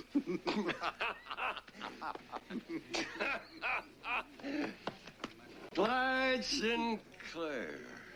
I want you to meet my nephew, Matlock Houston. It's a pleasure, Mr. Sinclair. Uncle Roy's told me an awful lot about you. Oh, well, in that case, the charge is slander. And this is my friend, Joanne King. Yes, indeed. I'm obliged to invite you to the station house for a long chat, young lady. You know, I've always found those police garrets to be rather cold. Couldn't we have this chat in our room? You wouldn't be trying to take advantage of the 20 years we spent together in the trenches, would you, Roy? No, I think he's referring to the excellent brandy we had delivered up to our suite. Oh, well, come to think of it, police stations give me a chill, too. Wallace R. Dupree, Chief of Operations for the Bayou Bank of Louisiana. Recently arraigned for embezzlement and computer fraud. Charges dropped on a technicality. Now answering to that great parole board in the sky. I saw them stab that man. He's the latest in a long line of white-collar criminals to meet their maker in New Orleans. It's a note pinned to his chest. It's an order of execution, signed by a group called the Delta Tribunal. Who are they? They've taken up where the courts left off, in their opinion. The Delta Tribunal claims to be the sanitation department for the city's executive filth. Sounds more like a vigilante group to me. They call themselves anonymous protectors of the innocent people of New Orleans. Innocent people like Joanne's friend? We still can't locate your other stewardess friend, Bess Jordan. You know where she is? No. All we got's her description. The airline can't locate her file photo. Joanne, maybe you've got a photo or a snapshot or something. Yes, I have the picture that was taken at the Dixieland Lounge that night. It's still in my purse, I think. Could you take a look? Hopefully that could answer one question, what Bess Jordan looks like. It's just a drop in the Mississippi, Uncle Roy.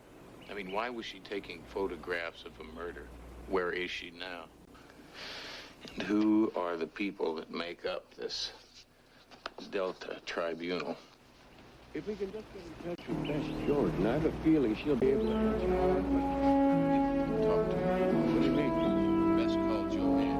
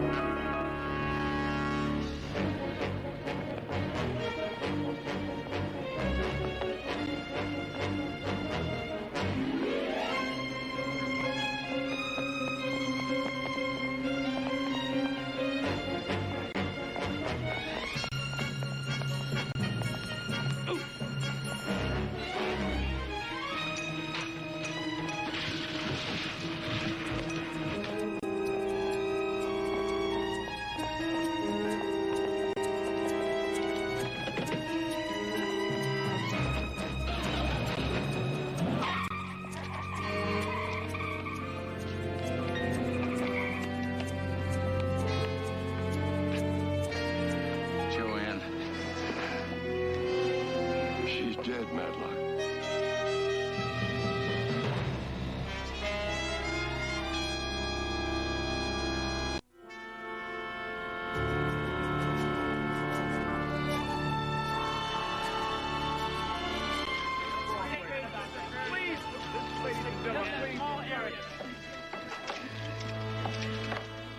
You did what you could, son.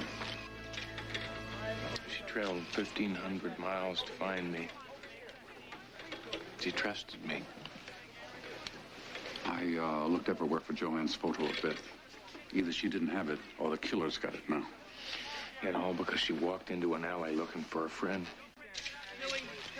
Please, listen, stand back, all right? Come on, we gotta get Please stand back, all right? Oh, boy. Here comes the straw balls. Sinclair? Claire, what happened here? Oh, Captain, I'd like you to meet Matt and Roy Houston. These fellows are... Private investigators. I got your message. They were coming. The question is, why are they here? And why are they involved in official police business? You were supposed to bring that stiff in for questioning. That stiff was our client, Captain Conroy. Now, I talked to Detective Sinclair. He thought it would be all right if I questioned her here in her best interest. Oh, really? You got any more ideas in her best interest?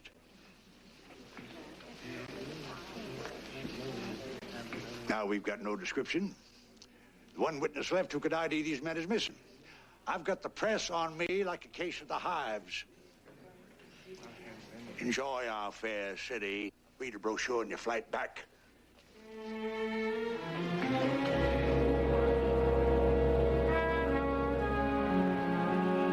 Conroy is from an old blue blood family. He's not used to seeing his name in the paper in anything but favorable print. He's taken a lot of heat. With his personality, I can't imagine why. Somewhere out there is a girl who can identify Joanne's killer. We're gonna find her before they do. Matt, I don't think my department's gonna cut into any further involvement on your part. Look, Clyde, if you have to back away from this one, we can understand. I look at this boy's eyes, Roy, and I see you 30 years ago in Berlin. What the hell? Won't be the first time I've turned a deaf ear.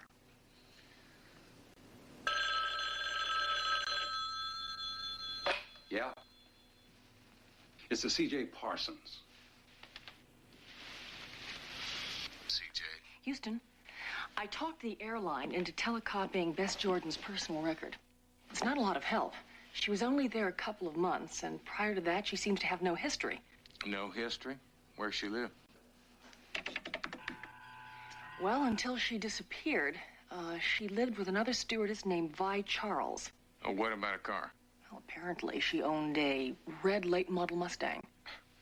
Well, I don't suppose the airline can explain what happened to her file picture. Well, the clerk that I talked to said that it was just torn out of the file. There is something rotten going on in New Orleans, CJ. I mean, why did Bess warn Joanne not to go to the police? I mean, what's going on here? I don't have an answer for you, Houston. Yeah, look, I know. All right. The first thing in the morning, we'll start with a visit to Bess Jordan's roommate. Thanks, CJ. Houston, I'm sorry about Joanne. So am I.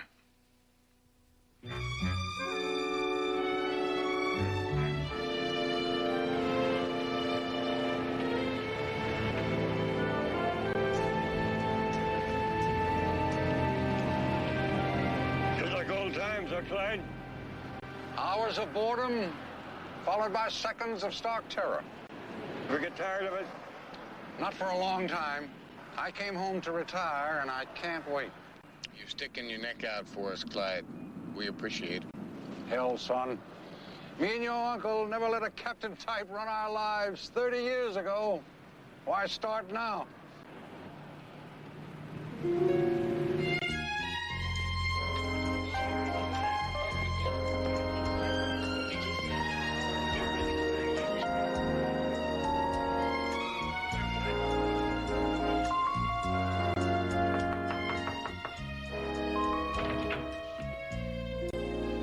Got a couple of minutes? Gee, I have a flight to catch. How about 1 minute? Sure. Any contact from Bess Jordan? No, nothing since the last time I spoke with you guys. Can I start changing? All right. Thank you.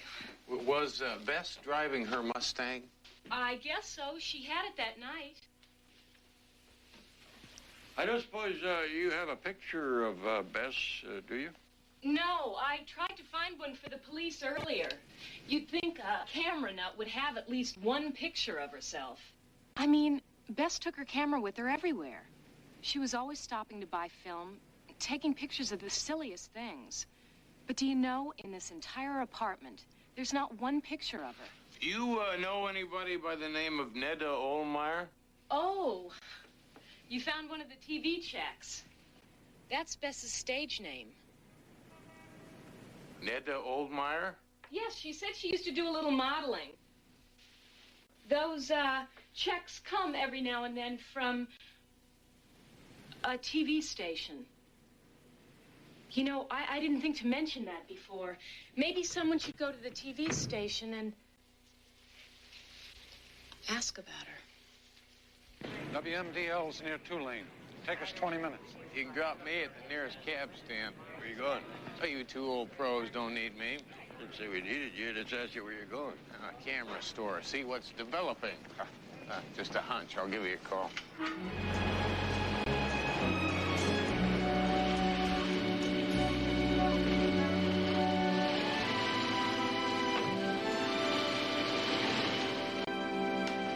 Well, hello there. Some weather we're having. So I was wondering if y'all had some pictures ready for a friend of mine, Bess Jordan. Nothing for Jordan. Really? Well, how about Olmeyer? Never? You know her? Sure, she comes in here all the time. But why are you picking up her pictures? Well, this is the problem, see. Now, she took some pictures of me also, wanted to put them in her scrapbook, and I didn't want them both to run into each other in here, you know what I mean? But Ned already called me, and I told her I'd have these for at 4. At 4. Well, I must have got my wires crossed someplace. Thanks anyway. Don't you want to take these to her? No, I'll let her surprise me. Hope she likes them.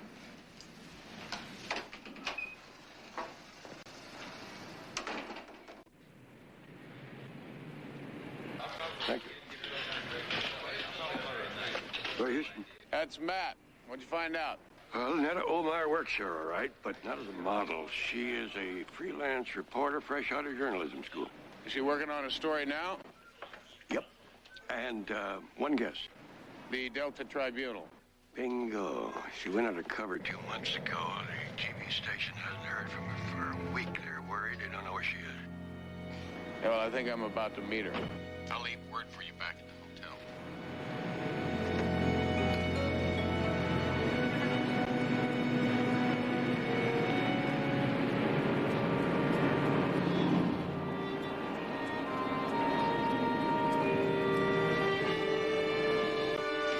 Here you go. Thanks. See you later, Netta. Excuse me, Miss Holder. Wait a second. Now, look, I don't want to hurt you. I just want to talk to you, please. Now, look, I know all about Bess Jordan. Wait a second. Listen, wait, just hold it!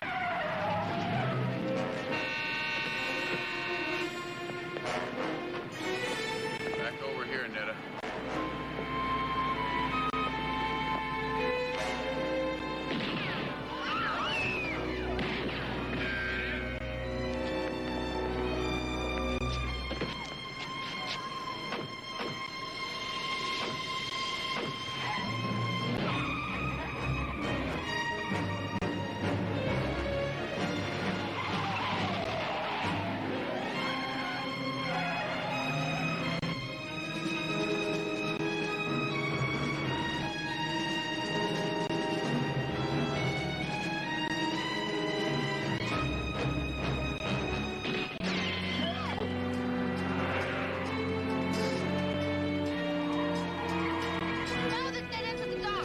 Now you tell me.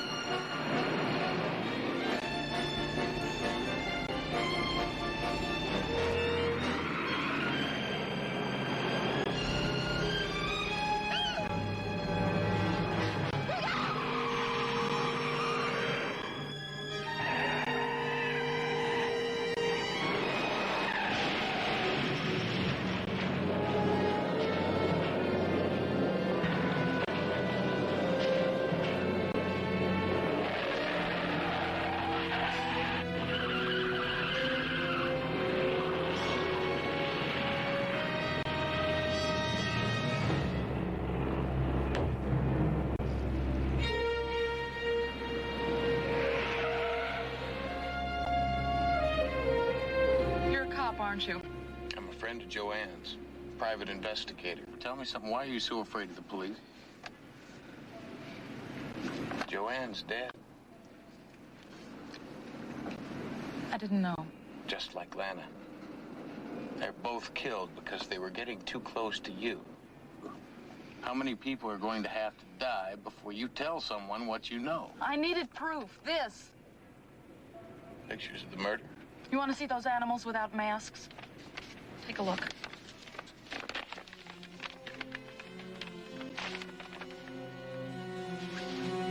Well?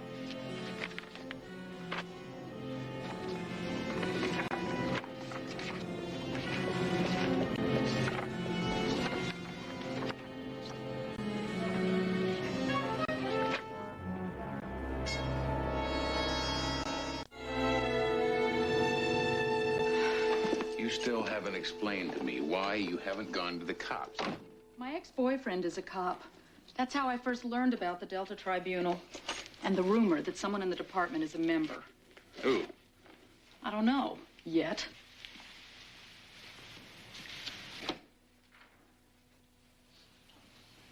Some hideout? It belongs to my aunt. She always goes to Europe around Mardi Gras. Can't stand the crowds. Damn it. The camera must have broken when it hit the ground that night. Which fogged your film? I had them. A network feed for sure, and I blew it.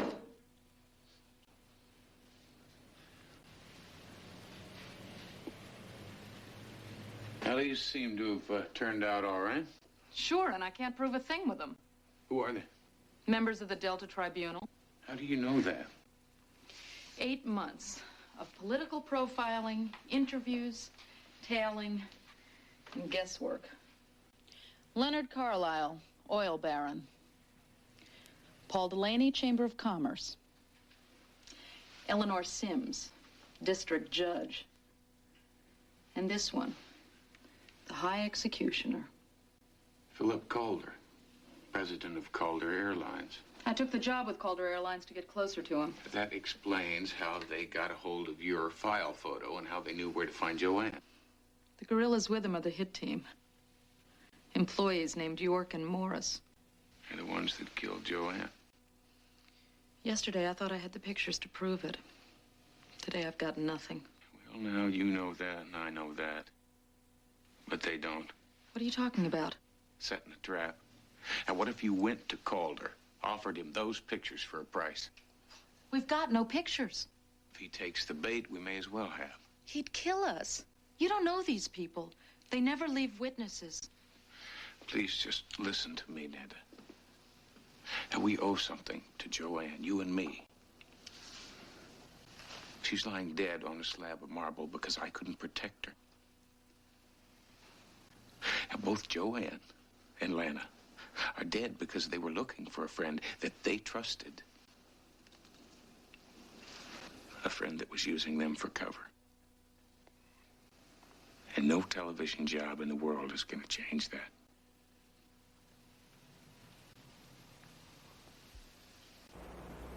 I don't think you people have the sense God gave a goose. You had their heads in a vice and you let them slip. Not smart, gentlemen. Not smart at all.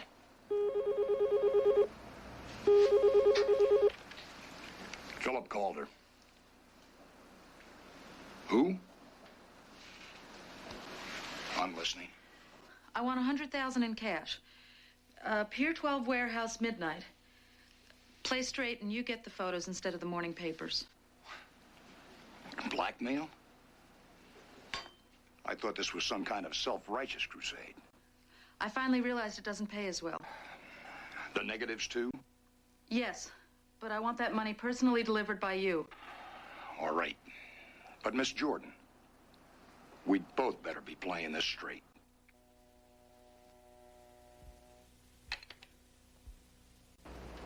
Heard you call for a couple of Dobermans, Clyde. They'd feel right at home with these other watchdogs. Well, now, believe me, these guys have better things to do. I'm sorry, Roy. Captain's orders. Where was this guy when they passed out to Southern Charm on a coffee break?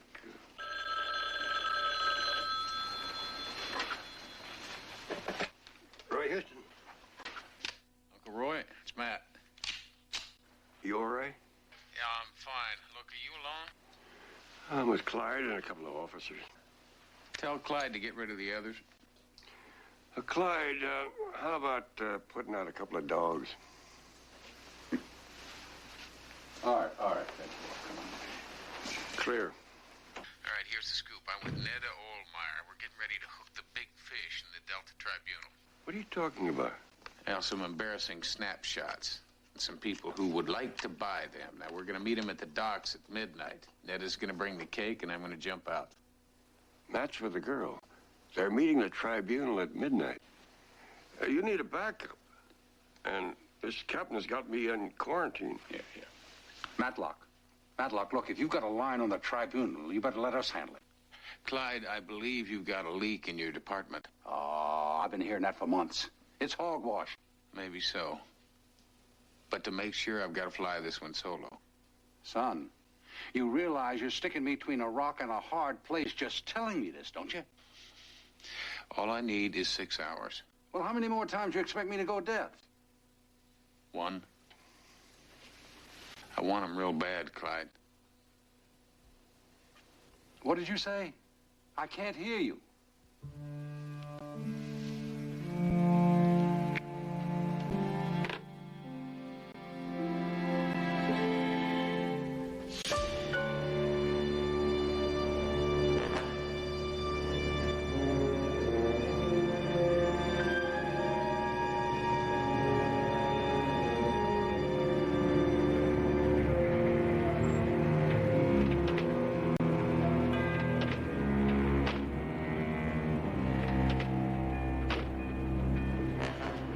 I trust you came alone, Miss Oldmeyer. Or was it Jordan? Oldmeyer. Brought the pictures? And the negatives? Let me see them. You first.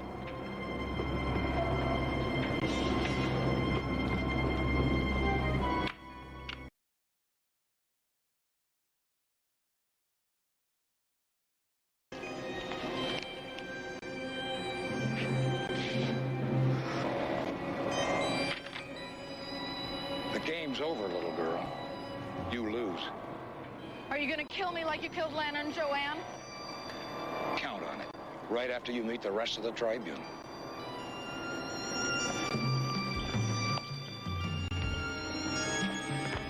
I'd like to meet that bunch myself, Calder. Trust you'll make the introductions. Step over this way.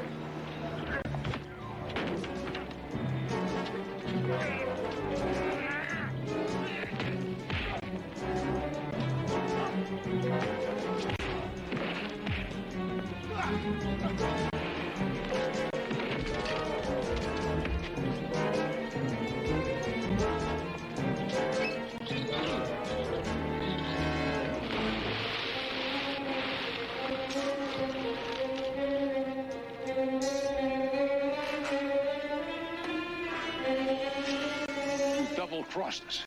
Nice going, Matlock. Cuff him. I should have known you wouldn't have missed a party like this any more than Uncle Roy.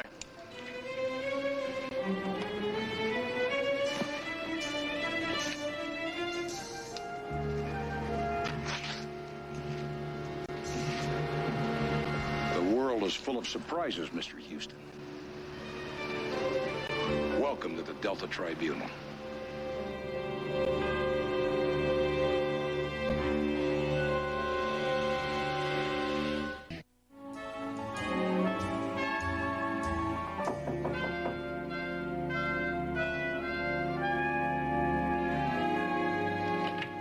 Matlock call? No. Drop was an hour ago. There's something wrong. I should have been there. I would have been there if Matlock hadn't been so all-fired convinced there's a spy in the department. Did you check the docks? Some. There's miles of waterfront, Roy. If he had just said where. Clyde, you gotta get me out of here. I do, and the captain's got my backside on a plank. I'm 5 months from retirement, Roy. It's my nephew out there. That's all I can do, Roy. Where's the Napoleon? I could use one. Clyde, what if I call the captain and try to pull that old act about being a friend of the federal judge? A, he's home asleep. B, it's 100-to-1 shot. Well, those are the best odds I've had yet. You have his number? Address book's in my jacket.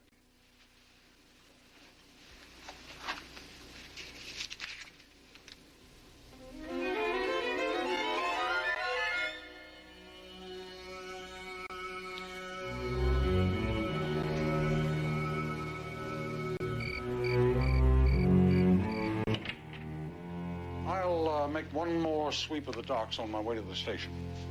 Don't worry. When did I ever let you down?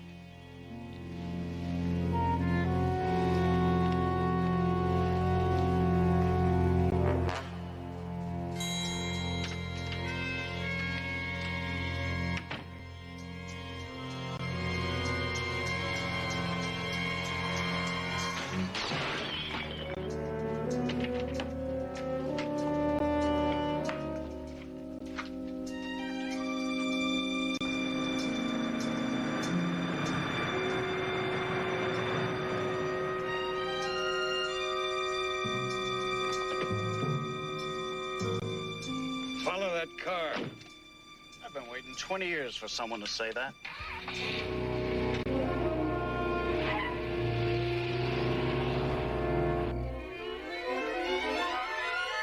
Ronald T. Cates, 36. Professor of Sociology at City College. Known to advocate communal living and marital experimentation. Chairman of the First Amendment Committee, civil rights activist, with a history of intervention in felony prosecutions. How do you rule?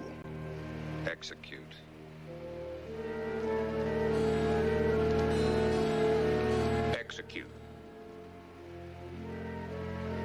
Execute. The tribunal has spoken. Ronald T. Cates. Execution. And now, one final verdict. The tribunal has asked for a summary judgment on the lives of Netta J. Ohlmeyer, alias Bess Jordan, and Matt Houston. How do you rule? Execute. Phil, you're taking this too far. Negotiate with him. Too much risk. Execute. You people are not just killing criminals anymore, you're killing citizens. Shut up. The verdict is... What's going on here? A trial. What does it look like? But these people committed no crime. Blackmail, assault. Calder, you don't kill people for that. They know too much. Well, if we just explain to them why we've done what we've done. You're outvoted, Clyde. Execute. Do it in the garden, Morris.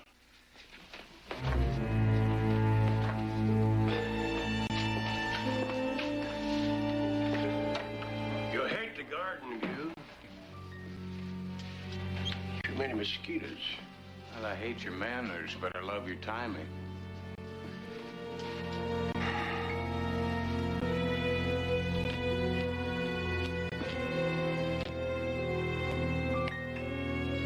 What do you think you're doing? Putting a box around the Delta Triangle.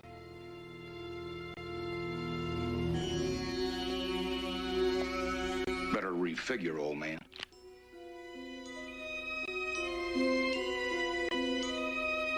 Kill them all. Now, wait a minute. What about the vote? What kind of a tribunal is this, Calder? He's right, Calder.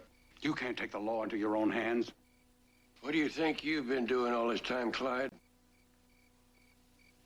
The vote won't change, Clyde. I'm sorry, Roy. Don't apologize to me. Apologize to Lou Hart and Billy and all the other friends we buried. They got worn down, too, when it seemed like the rules favor the bad guys, but they never broke those rules. They died for them. I'm sorry about those men, Roy. But I think they'd understand what I have to do now.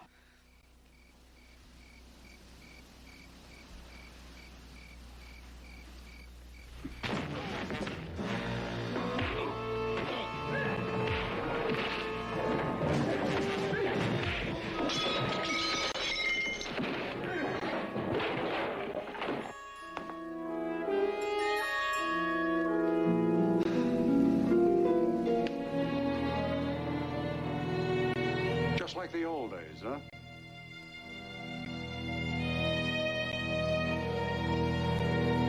Almost.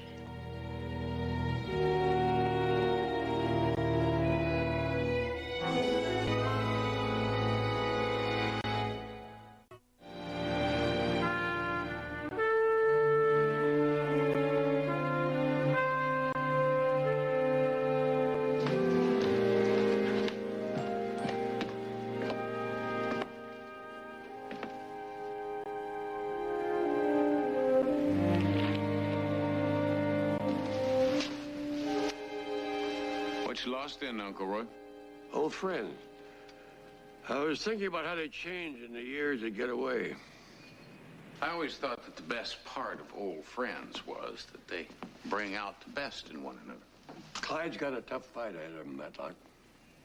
You got him the best lawyer in the city. He knows you care. Yeah, I care. So what you doing tonight? Oh, I thought I'd just stay in. What are you going to do?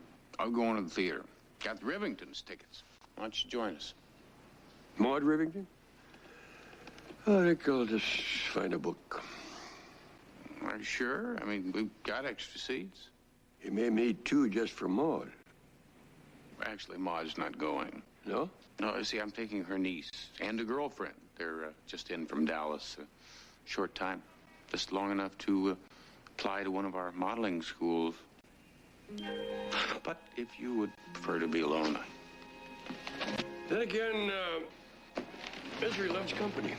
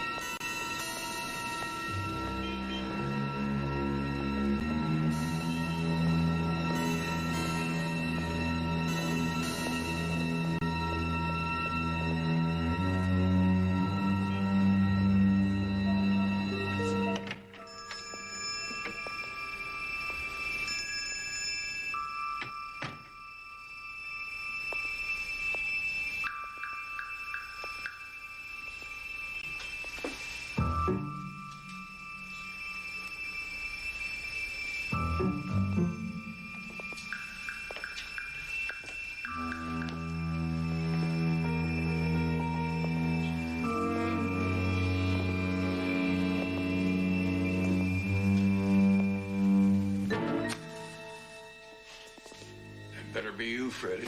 I'm sorry about the cloak and dagger stuff, old chap. But I really think it's necessary. Get to the point, Freddie. You dragged me across 2 continents to tell me something. What is it? Petrovich. I haven't heard that name in years. Well, none of us has, but he's back. It's impossible. I saw him. He's already tried to kill me once. You remember what he said he'd do to us if we ever got out? We've got to tell the others.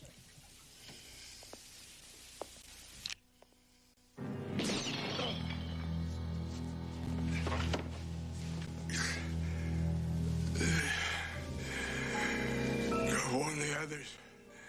It's too late for me. Tell Five Fingers about Petrovich.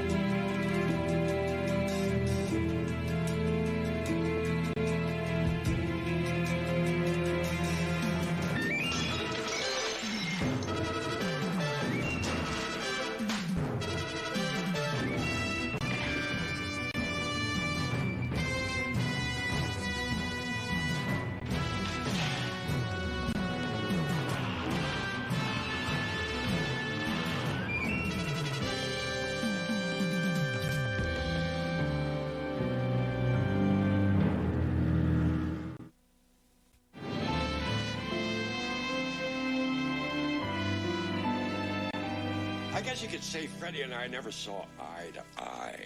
Freddie used to think of the spy business as something out of Eric Ambler, Ian Fleming, glamorous, exciting.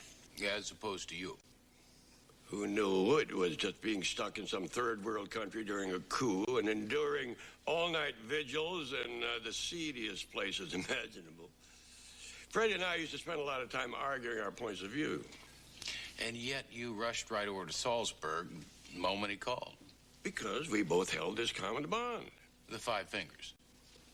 Best team ever assembled by the company. 5 crackerjack agents. And now, 35 years later, Roman Petrovich is trying to kill us all. Why would this Petrovich want to harm the Five Fingers? We exposed him as a double agent.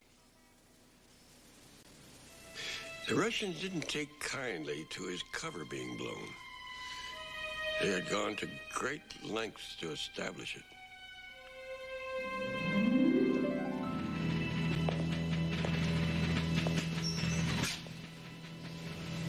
I thought we were all friends. You sold us out there. Or perhaps we should call you by your true name, Comrade Petrovich. You found out my little secret. Spying from Mother Russia and the company has kept you pretty busy. I knew it was always just a matter of time before my cover was blown. But KGB will welcome me back with open arms. I sincerely doubt that, old chap.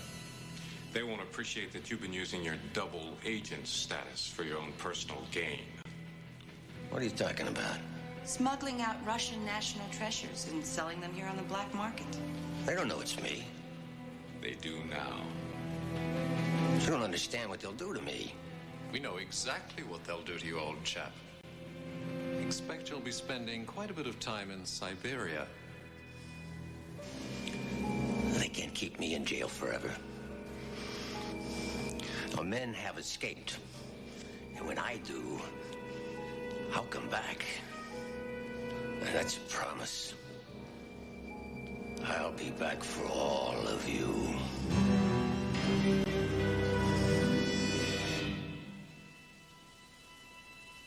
He's been in a Russian prison for 35 years? Obviously, he's not anymore. I've got to warn the others. Well, who are the other 3? Well, there's Ed Thompson. He's living up at Vegas. CJ's trying to get him on the phone. And then there's Reels. Reels? Your old partner, Art McMillan, the movie buff? Lives and breathes them. Huh. Well, where do we find the 5th? We don't. She's dead. I'm afraid I've got some bad news, Roy. Thompson? He was killed in a car accident a few miles outside of Las Vegas just a few days ago. Apparently his Jeep ran off the side of the road. That was no accident. So that means that Art McMillan's days are numbered. Not if I have anything to say about it.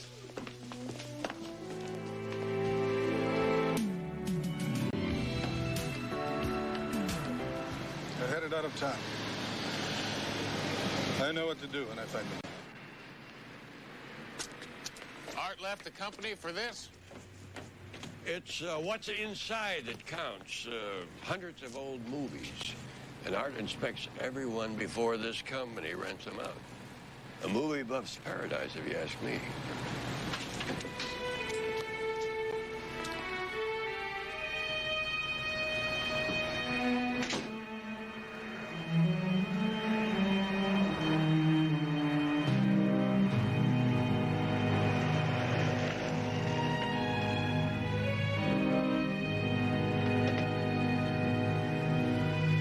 Remember, get him alive if you can, but get him! Search every ravine, every crevice, but the fiend must be found! Wolfman.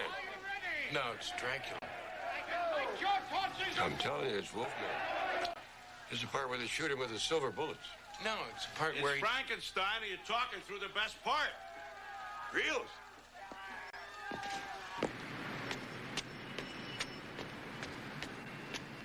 Where's Frankenstein? Now, Frankenstein, where are you? Roy Houston, what are you doing up here? It's Petrovich.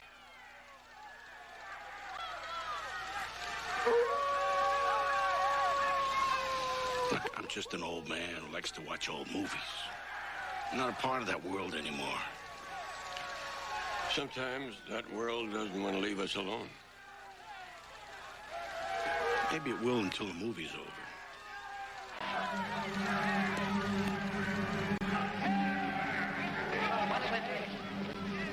Listen. This Frankenstein. That way.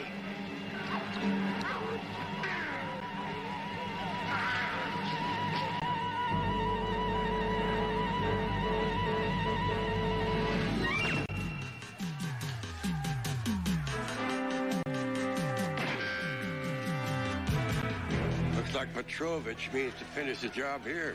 Not if we finish him first.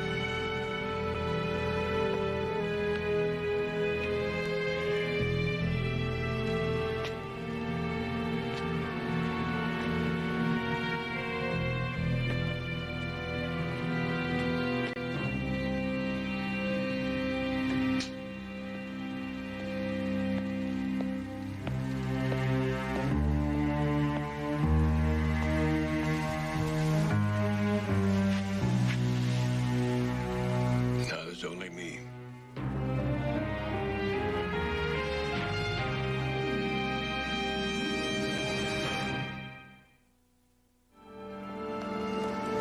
You just happen to visit this old friend that you haven't seen in years on the day he gets shot, and you expect me to believe that you don't know anything about it. He was already dead when we got here. Why do I find it so hard to believe? Why would my uncle lie to you? Because 9 out of 10 times when I run into you Houstons, it's not at a family picnic.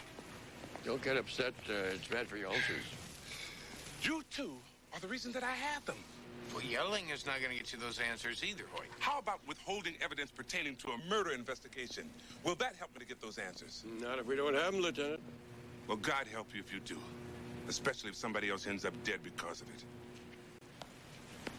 No one will be sorrier than me. Look, do you mind explaining to me just what was going on back there? What do you mean? I know we all lied to Hoyt on occasion. I've been known to do it myself every now and then. But you got to throw him a tidbit, something to go on. You just stood there and lied to the man outright. Company secrets, boy. We have gone to great lengths to keep our business away from outside eyes.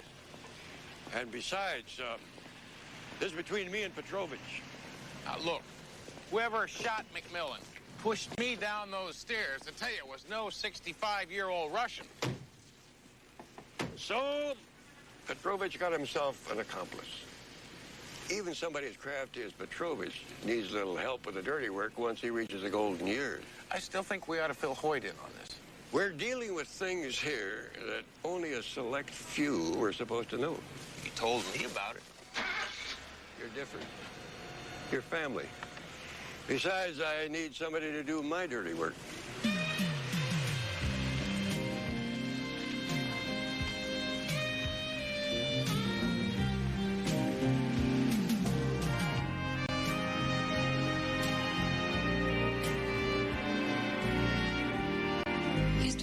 You gave me isn't very much to go on. I didn't get a very good look at him, CJ. I mean, people usually show movies in the dark.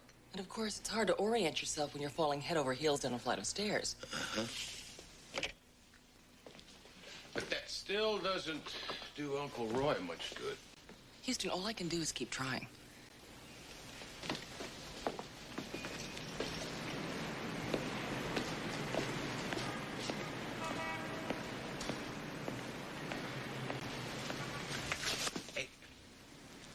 I didn't mean to sneak up on you. Sorry. A little edgy. That's understandable. If he would just come at me face to face or just get it over with. I'd like you to give up so easily. My friends are dead, Matlock. Not that I should be that surprised. Catherine was always convinced that Petrovich would make good on his threats. Catherine. The fifth finger. Something you're not telling me about, Uncle Roy. Yeah, I know. But there are such things as sore subjects, and this one of the most. Another woman. Uncle Roy, I never would have thought that you... That was before I met your Aunt Flo. Her name was Catherine Hershey. As soon as I met her, I broke the cardinal rule. I fell in love with a fellow agent.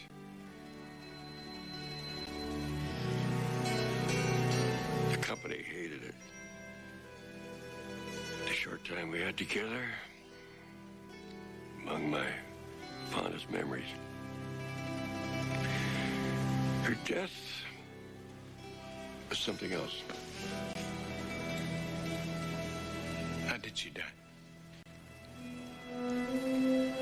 West Berlin, a couple of years after the war. There was nothing I could do about it.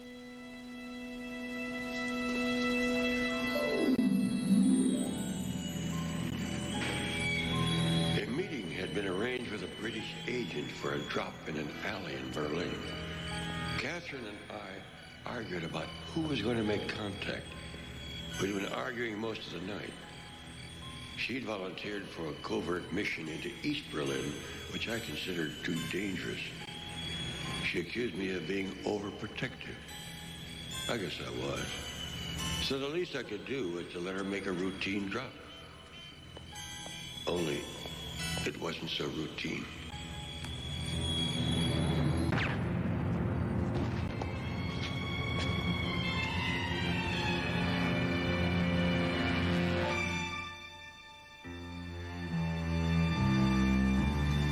It seems someone had gotten to our supposed friend in the British Secret Service. Sounds like you loved her very much. Yes, I always have. But I was lucky. I got a second chance with your Aunt Flo. Roy, is there something you want to tell us? About what? This just arrived for you. Is it your birthday? Not till June. Who's it from? There's no name on the card. All it says is Das Vidania.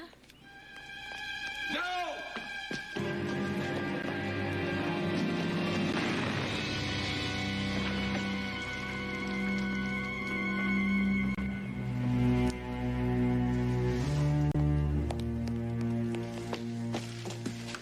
Are you all right? Get an ambulance quick.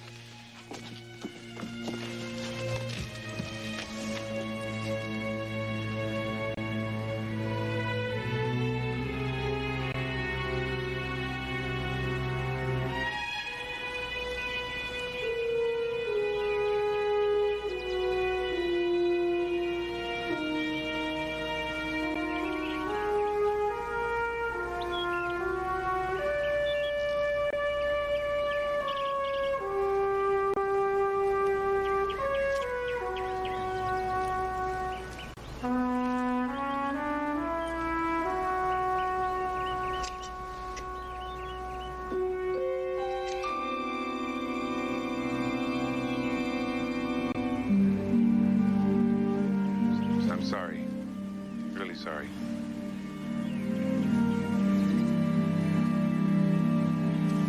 Michael, he needs some time alone. If you need me, I'll be at the precinct.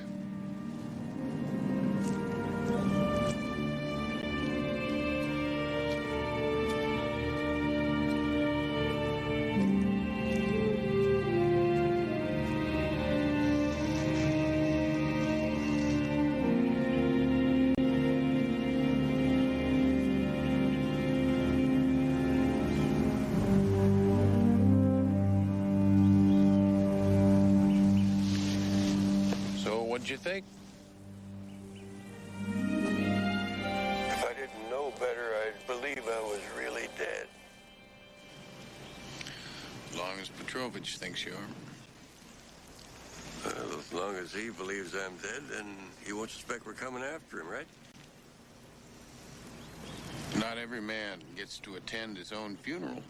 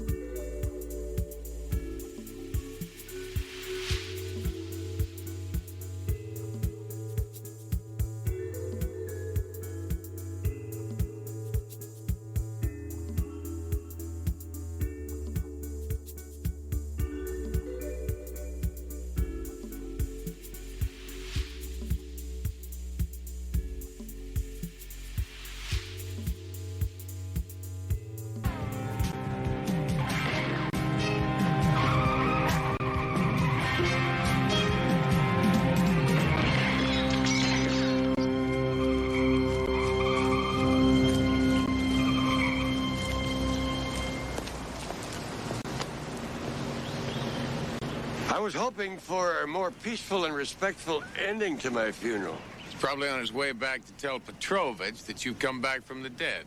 Petrovich? He's come back for all of us, Catherine. Looks like my death was for nothing. And now he knows you're alive, too.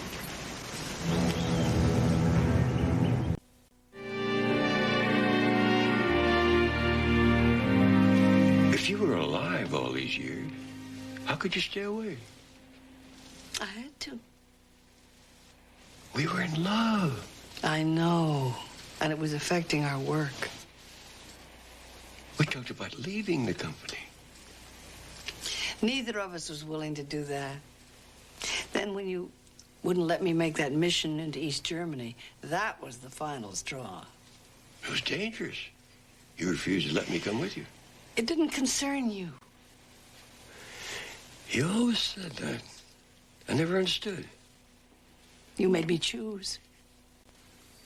Between a mission and us? Between you and my father. Well, I thought a little bubbly was in order for the occasion. That's all right, Matlock. You might as well hear this. You'll only talk it out of him later. Your father. He was being held prisoner by the Germans in Berlin. I knew that the only way to keep you from following me was if you thought I was dead. You could have come back after that. My father was too ill to be moved. And there were other assignments. My cover was too valuable. And then, I didn't know if you'd ever trust me again. So I come back after all this time. When I read you were dead, I couldn't stay away.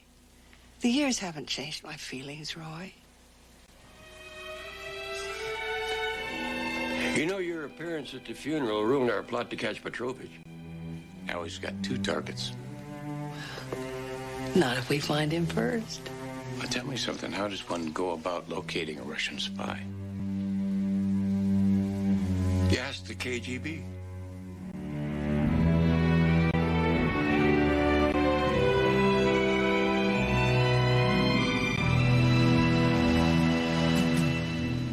I just think we could have picked a slightly more private place to meet Karpov. Couldn't help it, boy. The Russian ballet is in town, and Karpov was assigned to make sure that nobody defects. You look out of sorts, Alexei. How would you feel playing nursery maid to a group of prancing, high-strung women? We promised to keep it a secret. You're looking good, Roy, considering you just have had a funeral. How many have you had now? Half a dozen. May they always be fake. That's why we needed to see you. A countryman of yours means to make sure they're not. It's been a long time, Catherine.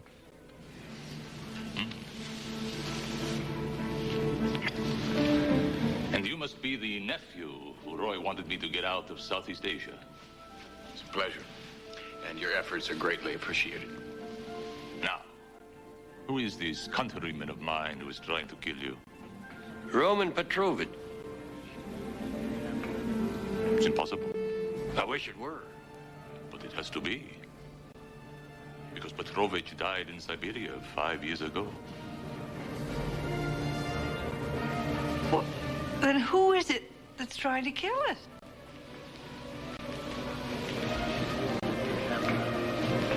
Looks like we're gonna get a chance to find out. Cover the exits.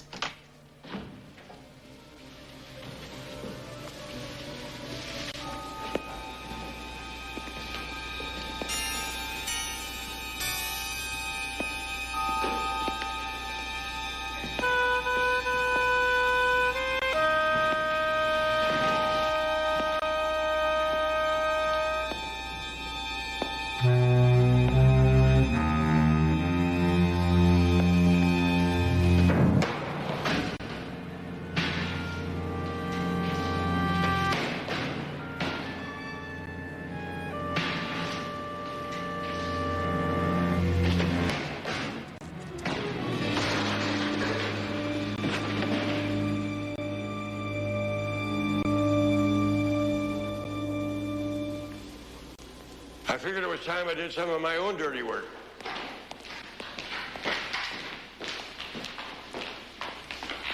You recognize him? His name's Uri Strovka, formerly with KGB. But he's been missing for 3 months now. The question is, if he wasn't working for Petrovich, why did he want to kill the 5 fingers?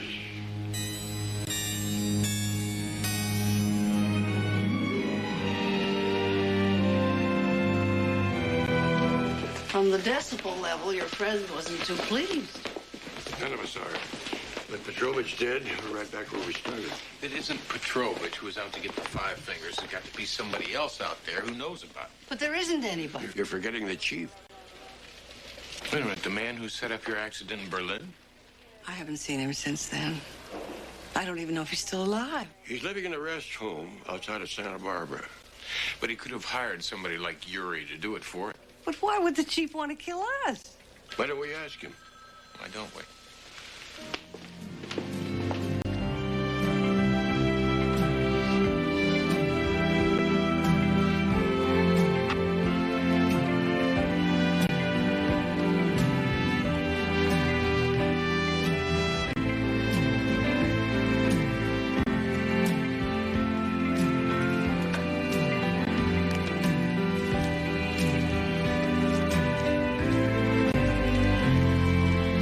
Chief. Well, well. Still coming back from the dead, I see. What's this make it, 5 times? 6. Ah, Catherine. So good to see you and Roy back together again. You must be Roy's nephew, the private detective. I knew you'd all be by at some point. Then you know that somebody's been trying to eliminate the Five Fingers. We thought it was Petrovich. And we learned he was dead. So you've come by to see me. You're thinking I might be behind it. Thought had crossed our minds. Sit down. Why would I want to eliminate the best team the company ever assembled? Well, you never seemed too fond of us. A man doesn't leave $1 million to people he's not fond of. I'm not sure I understand. You would in a month. 2 at the most, that's what the doctors say. Oh, dear. Oh, no, Catherine. I've led a full life. My years with the company were fruitful, my investments even more so. I've got $1 million with no family to leave it to. That's why I'm willing it to the 5 of you to be split equally by those who survive me. You see, the 5 Fingers was the closest thing to a family I've ever had. It seems to me that you would already know all this. Why would you think that? Freddie was by to see me a couple of weeks ago. I told him. I wasn't sure I could reach all of you, so I asked Freddie to pass the message along.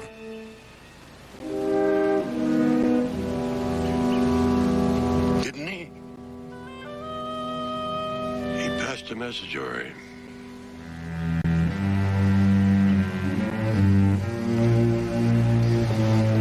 Freddie wanted us to believe that Petrovich was back to claim his revenge. And you almost bought it, old chap. Freddie! I think you'd better drive, Roy. I've got nothing to lose. You better do what he says. The 2 of you are going to be my tickets out of the country.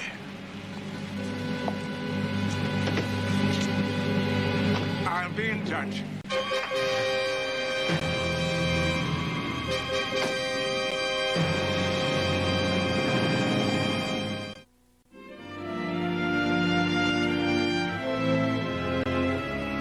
That doesn't give me much time.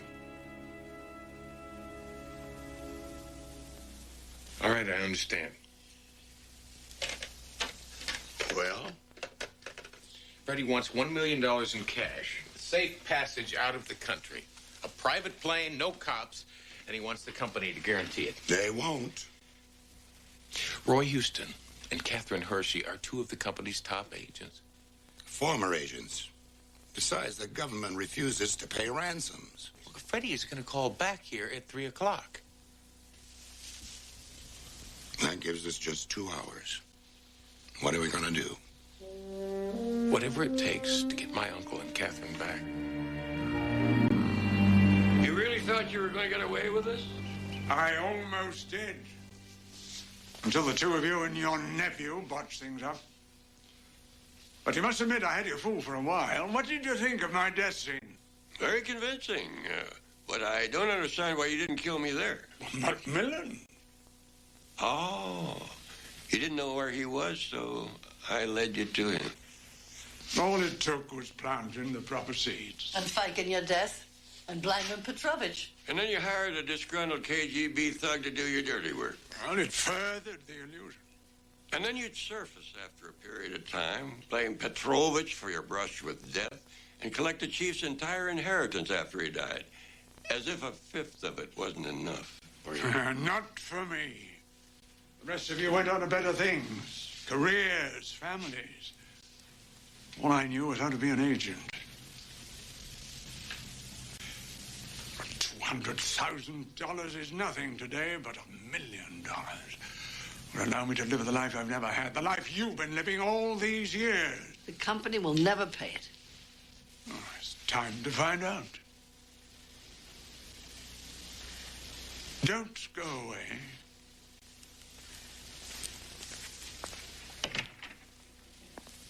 This isn't the kind of reunion I had in mind for us. At least we got to see each other again. I'm just sorry it had to end this way. I've never known you to give up so easily. And you haven't? If I know Matlock, he hasn't.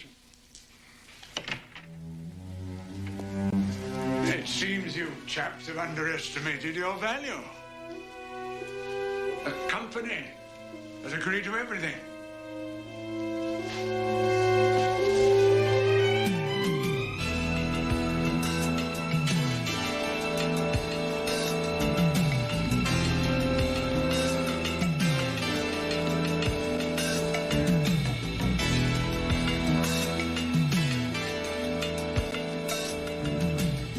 This reminds me of a sting we made in the early 50s in Tangier. What is it with you people? I guess I'll tell you the rest later. You better get to the plane.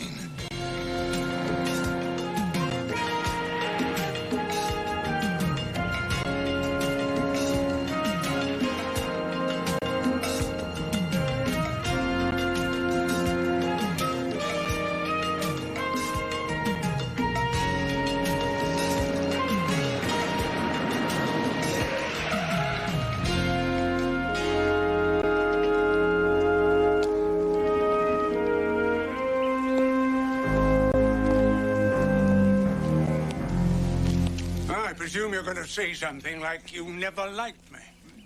Well, that's the funny part, Freddie. I always did like you. I wouldn't leave my money to somebody I didn't like. It's the money that started this whole mess. I wouldn't be so hard on yourself, old chap. This is going to end up costing you nothing. 2 lives are gone. And you can add 2 more to that if that plane doesn't take off soon.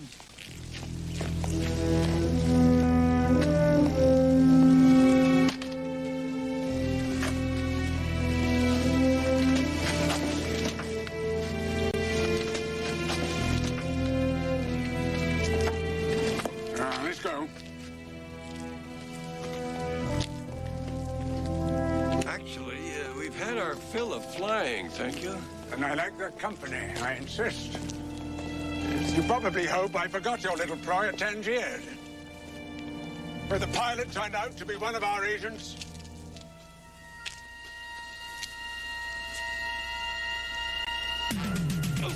Only you'll notice we've changed it a little since then.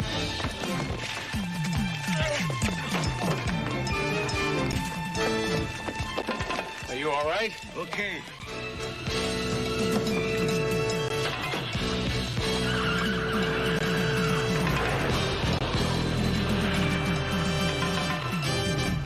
Let's go. Better let the boy handle this.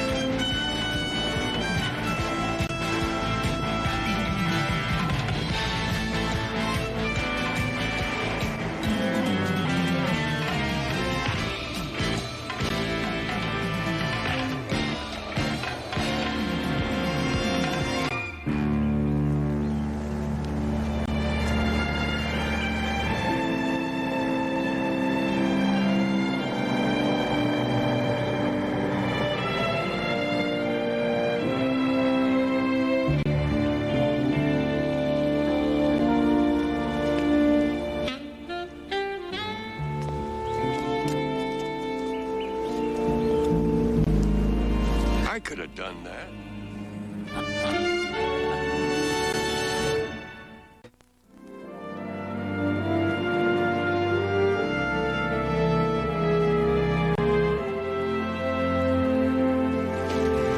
Well, in spite of all the craziness, I've had a wonderful time. Yeah, it brought back memories. You got me to thinking that... Hey, would you look what I found? What? You haven't asked her yet? I was about to. It's okay, I can take a hint. Ask me what? Well, what the boy and I had in mind was, you know, you'd make a great addition to... I'm flattered. Be like old times. We could work side by side. 2 problems. We'll solve them. Well, first one is Paris. Paris, France? Oh, Paris La Roche. My husband. Oh. Well, I can't solve that one. We've been together 25 years, Roy. He's a good man. He's a very lucky man. And your Flo was a very lucky woman. But even if I were to consider leaving Paris, there's still my second problem. My son. Named Frankfurt, I suppose. No. We named him Roy.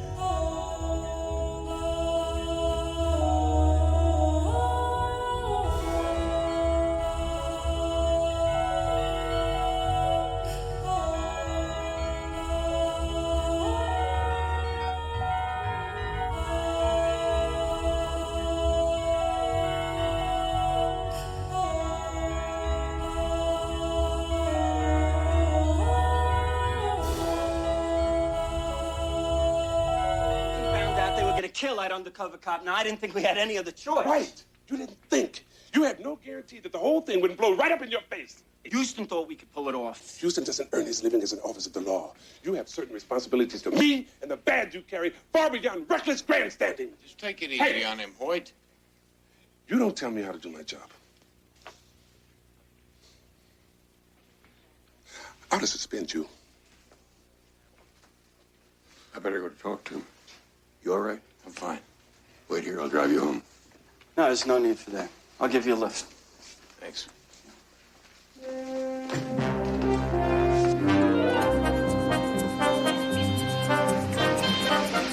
know the kind of thing that we pulled off today? Happens maybe once in a cop's career. I mean, I stuck my neck out on the line. I showed a little initiative. What the hell do I get for that, huh? A lecture from Hoyt? Now, don't let Hoyt rattle you. Oh, I forgot to call the office. Next phone we get to, would you pull over? Okay.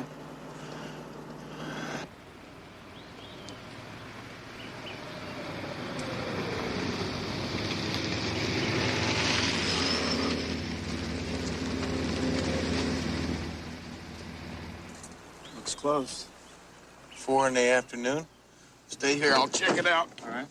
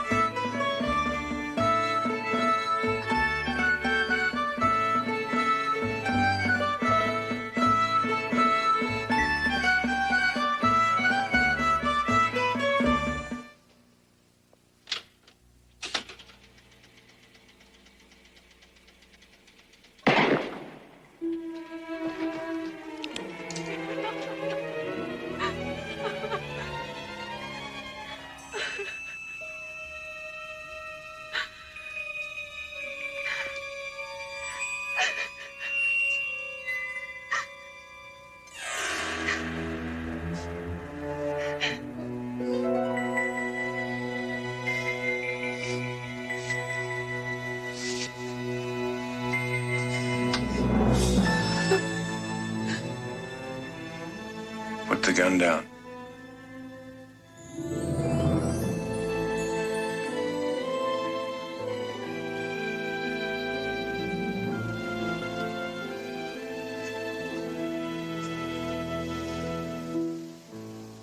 I've killed him. Who are you? The name's Matt Houston.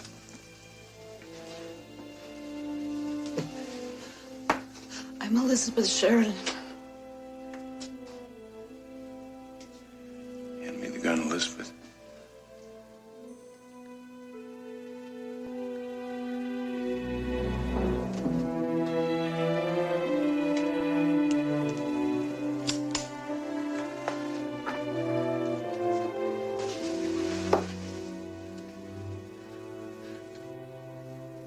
I've killed him, haven't I?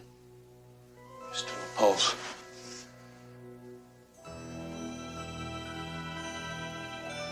I don't even know where I am. Houston?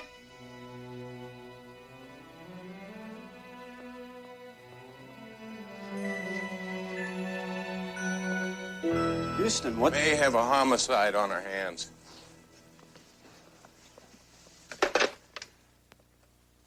One's dead. Where are your car keys? Keys. I want you to stay here. There's a man and a woman in the back room. She claims she shot him with that gun. He's wounded. I'll go get some help. Houston, are you okay to drive? Where the hell is everybody?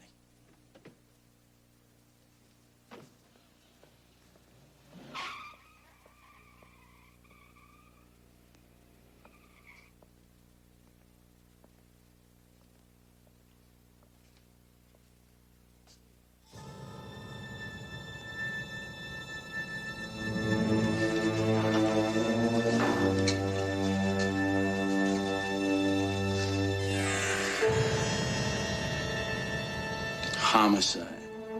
Right.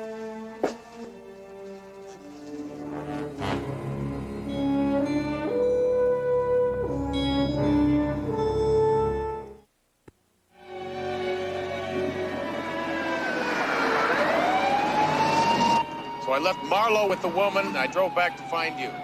Did you call an ambulance? The phone was dead. Isn't that Marlowe over there?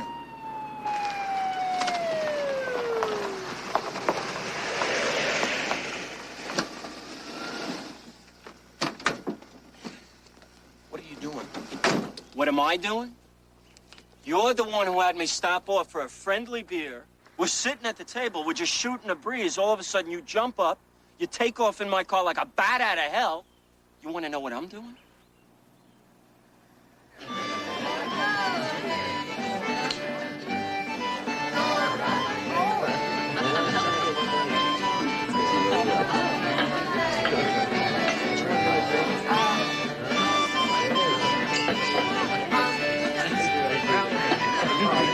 Excuse me. I came into this place about 10 minutes ago and it was deserted. Either you don't need any more to drink, or you got a lousy sense of direction. We've been here all afternoon.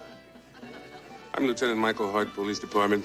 My friend here said he walked in on a possible homicide. He's been in a bad accident, hurt his head pretty badly. Is it possible he misconstrued something? A bar fight, maybe? Look, White, you don't have to apologize for me. I know what I saw. The lady told me her name was Elizabeth Sheridan. Any of you folks just killed or get killed by an Elizabeth Sheridan?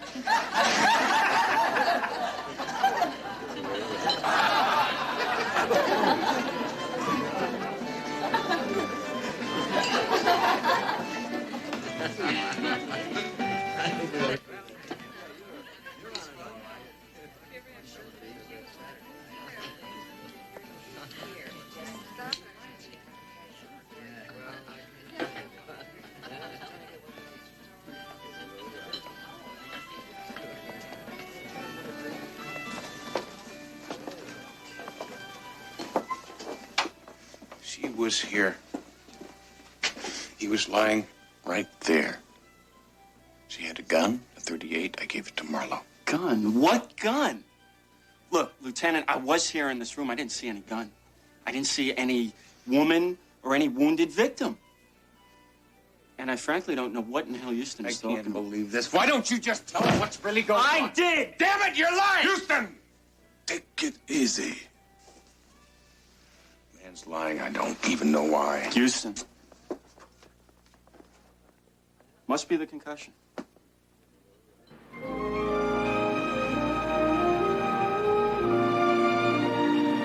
A colleague of mine in the company had a similar experience once.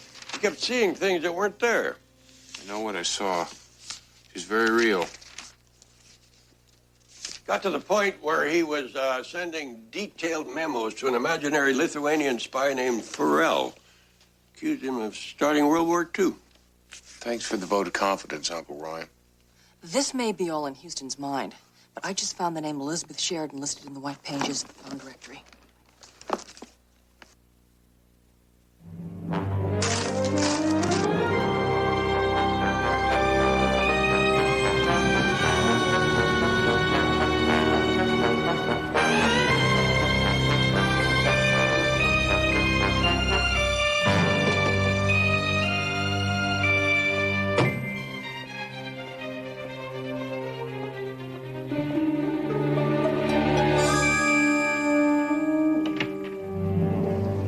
Can I help you?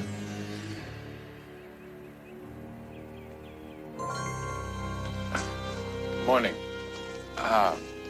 My name's Matt Houston. I'm looking for an Elizabeth Sheridan. I believe she lives here. Please, come on in. Afraid my sister isn't home at the moment. My name is Michael. Well, you're staring, Mr. Houston. I might guess that you're interested in my sister as a person. I met her in a pub along the coast yesterday afternoon. That's impossible. She's been abroad for the past 6 months. We're expecting her in the next few days. Whoever took your fancy, Mr. Houston, was definitely not my sister. Who's this man? That's her fiancé. They were engaged 3 months ago in France.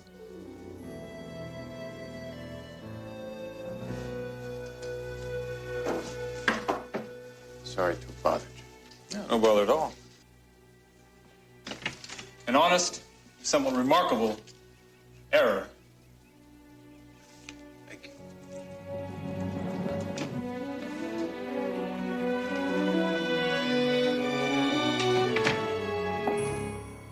He's the private detective that police officer told us about, isn't he? Waste any time finding us. No. Nor can we in taking care of him before he unravels any more. Bad luck for Mr. Houston.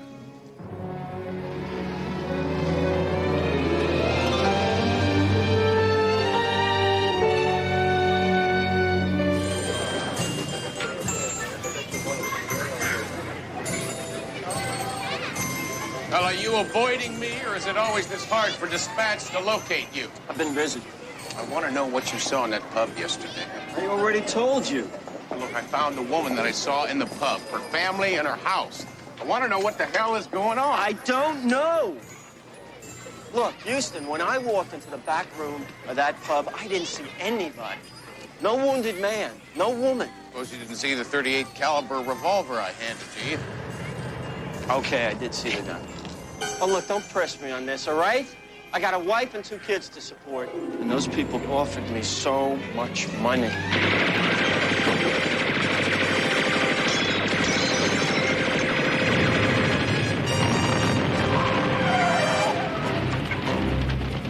Come on!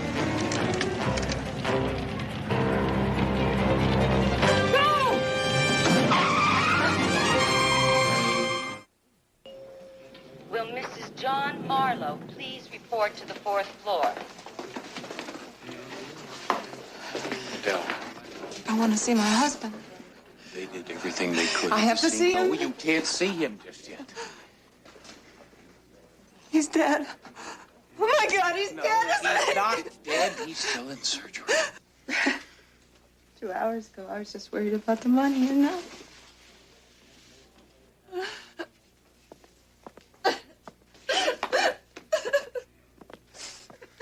Money? John mentioned something about a lot of money before the shooting.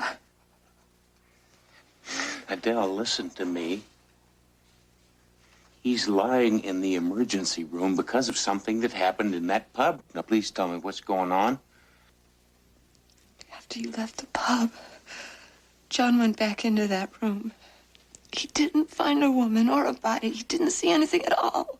Except 2 people who paid a flat broke cut $100,000 for the gun that you gave him. And a promise to say he saw nothing. 2 people. A man and a woman. I don't know their names. John will go to jail when the department finds out. He only did it for us. For the kids.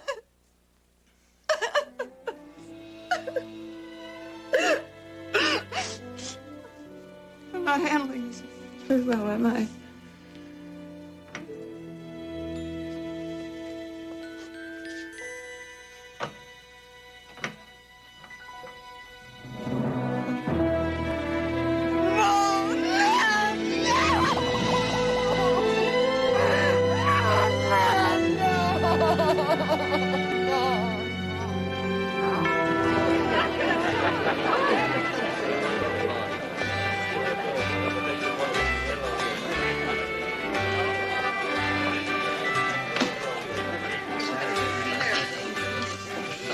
What'll it be for you today, friend? Well, I'd take a beer and some answers. You're the guy who was in here yesterday with the cops. The guy who'd been seeing things. Things somebody wants me to believe never happened. Maybe you better go rest your head some more, friend. Listen to me, friend. I just saw a man gunned down because he knew too much about what happened in here yesterday, so you better start talking to me before I lose my temper, friend. Hey, it was just somebody playing a little gag on a buddy, that's all. Had everybody slip out the back for a few minutes. Who's this somebody? Michael Sheridan. Customers always do what Michael Sheridan wants them to. Usually, he owns a place. Besides which, he's very popular. Folks see him as a real hero. What kind of hero? The kind who spent lots of time abroad. Ireland, for instance. As a freedom fighter. Freedom fighter? Sounds more like a euphemism for radical or terrorist. I need a full background on this Michael Sheridan. And doesn't Uncle Roy have a friend? Yes, Lloyd Hodgkins. He's stationed here at the British consulate. Right, and the specialty is radical terrorist groups. Have Uncle Roy get a hold of Lloyd and pull his file on this Michael Sheridan. Meet me at Sharky's 1 o'clock. You got it. Michael Sheridan, smile of an angel, deadly as the devil himself. A young woman with him? His sister, Elizabeth. They are the son and daughter and sole heirs of Mr. Arthur Sheridan, an American millionaire with holdings all over the world. His car went off a cliff during a business trip to England. That photograph was taken at the funeral. I remember something about this incident. It seemed like the brakes had been tampered with. The killer was never found. A suspect was Michael. You mean he killed his own father? For the money, we thought, but he didn't inherit a bloody thing. It all went to the sister, Elizabeth. Michael was cut out of the will? Arthur Sheridan sent his son to a university in England. But what did the dear boy do? Our Michael took up with some radicals. The only cause Arthur Sheridan believed in was good old capitalism. And he'd be damned if he'd see his fortune fuel the fires set by his son's newfound friends, particularly this one. Deborah O'Malley, now Mrs. Michael Sheridan. She's the one who got Michael involved with terrorists in the first place. Well, if your initial instinct's correct, and he wants that money if he killed his father, he might kill his sister next. Just try and relax, Uncle Roy. I already phoned ahead to our friendly neighborhood terrorists. They're out for the afternoon. I still think it's an awful risk, boy. Maybe so, but it's the only way to get to Elizabeth Sheridan. I'm sorry to bother you, young lady, but I just had to stop and ask. Ask what? I hope you don't think I'm too forward, but I was wondering whether I could have a cutting from your Africanus gingolus. My what? Africanus gingolus. It's virtually extinct, but yours are the most beautiful I've ever seen. You see, I'm a botanist, and the very thought of having my own gingolus to raise, well, I'd given up hope years ago. I'll tell you what we do, young lady. You ask the man of the house if I may have a cutting, and I will drop by tomorrow for the answer, and if the answer is yes, I'm the kind of man that knows how to show appreciation.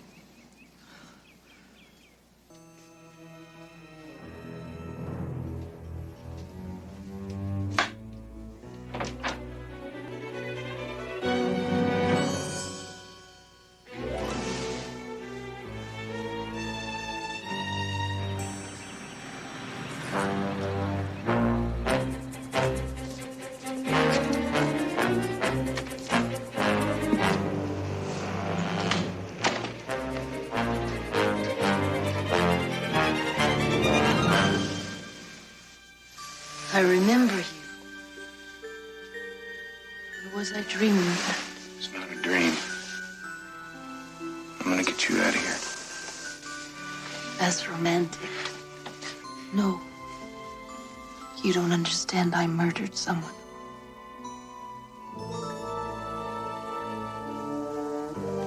I think that your brother just wants you to believe that you have. My brother, no. Michael is very good to me. He stopped them from putting me in prison. I can prove to you that I'm right. But you have to come with me, Arnold. Mayday. Mayday. Michael Sheridan just drove up. That's Houston's car.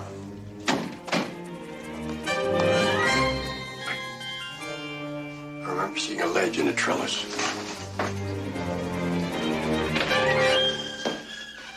Upstairs.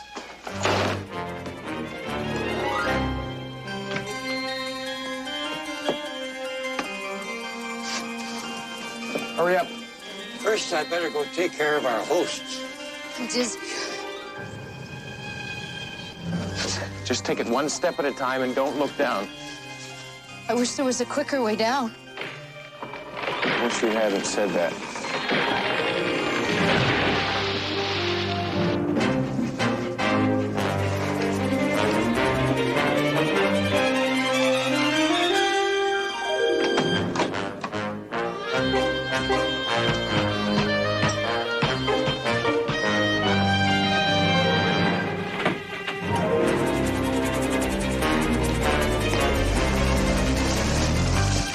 Don't ask.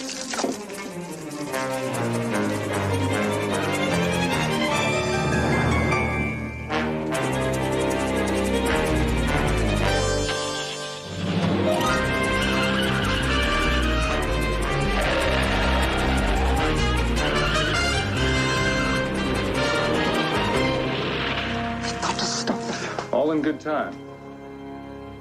Spider, in order to be successful, must first spin the perfect web.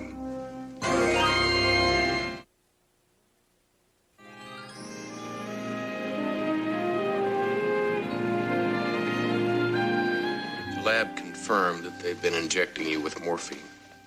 The operative expression is gaslighting. It's a brainwashing technique. Weakening someone psychologically and then convincing them that they've done something horrific. Like murdering my fiance. And then that leverage is used to get the victim to do whatever the brainwasher wants. And your brother wants your money, Elizabeth. Now, has he asked you to sign any legal documents lately? I seem to recall signing something. Probably the power of attorney over your entire estate in the event that you become mentally incapacitated. But if what you say is true and he murdered father, why wouldn't he just kill me? If you were murdered, your brother would have been a prime suspect. So instead, he used drugs to brainwash you and planned to have you committed. And so get his hands on your father's fortune. I think I'll call CJ and have her bring over some clothes for you, young lady. Thank you.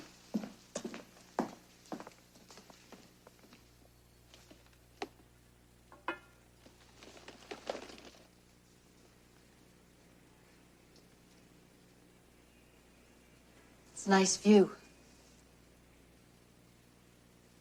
I was thinking the same thing myself.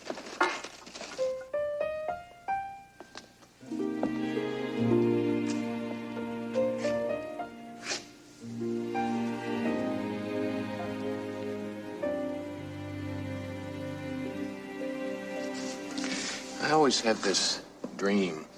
I mean, not every night, but at least every other night. And there's this woman. Very special woman.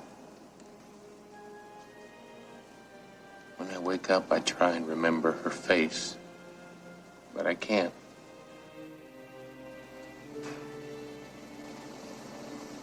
Why are you telling me this? Because from the moment we met in that pub, I realized that woman is you. Only I'm not dreaming now.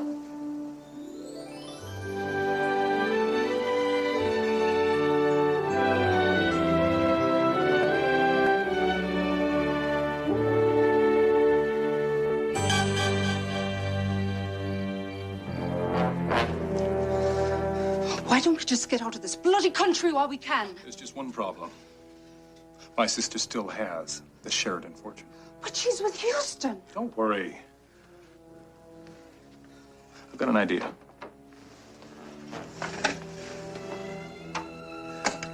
I'm going to call her fiancé, Peter Kincaid. I'm going to make a small adjustment in the original design.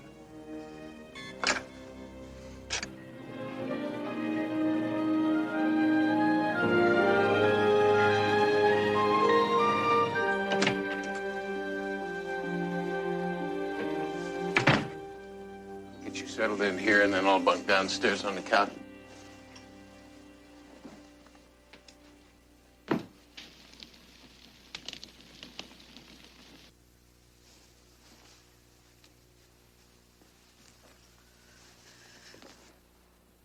You all right? Yeah, I'm fine. You're not very good at making beds.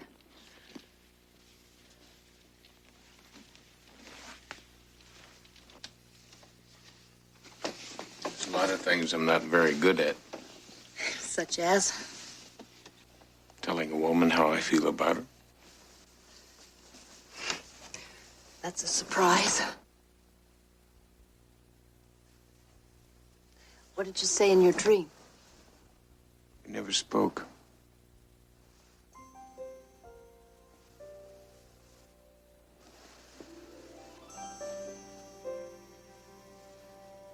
We never had to.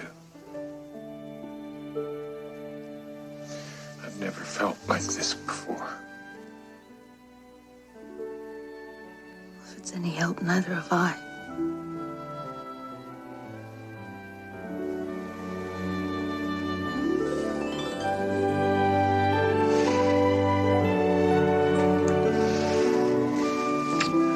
Elizabeth.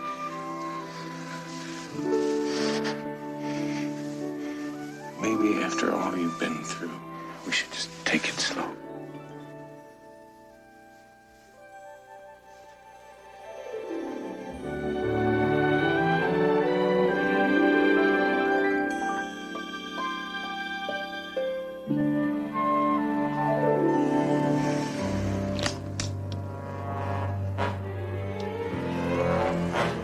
Well, I'd hate to interrupt you, but I'd like to buy the two of you a drink. How about an Irish whiskey? Get dressed. Move it. Slow and easy.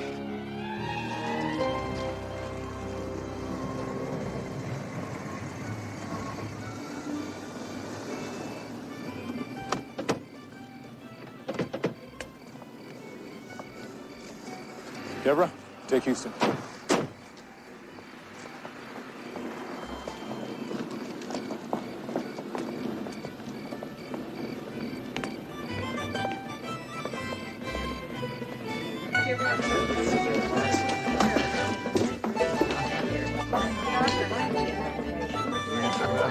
Hello, Michael.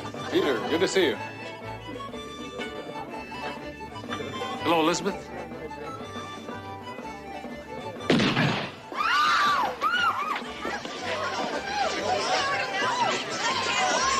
She killed him. Stay away from me.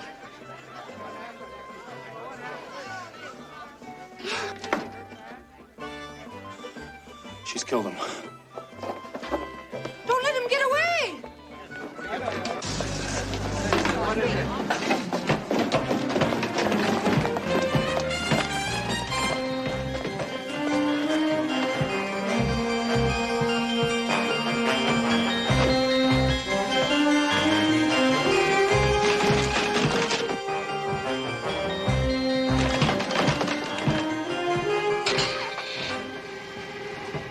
Hold on.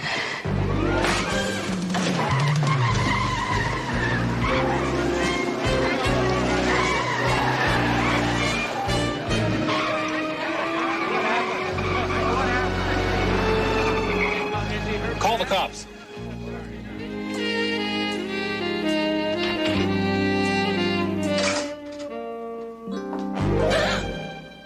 Houston, don't do that. I'm sorry. I thought you might be somebody else. There's an APB ad on both of you. Michael Sheridan gave a very convincing and condemning performance. Where's Elizabeth? She's sleeping. She's had a tough few days. She's had a tough few months. I hate to say it, but I think Sheridan may have come up with the perfect frame. A pub full of people who say they saw Elizabeth shoot Peter.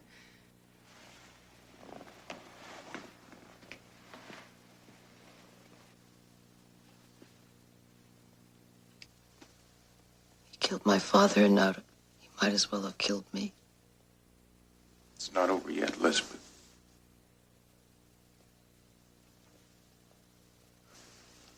Would you listen to me? I may have found a way to beat your brother at his own game. Matt, I love you.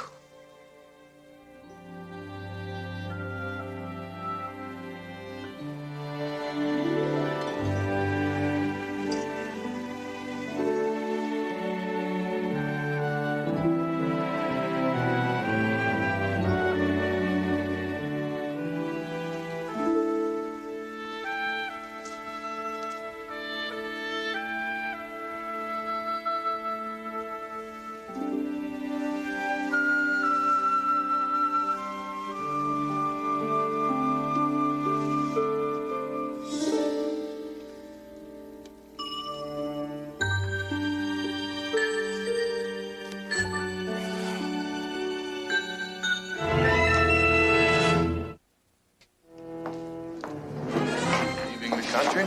Come on, Nick. Since you're in a traveling mood, we thought you wouldn't mind a little side trip.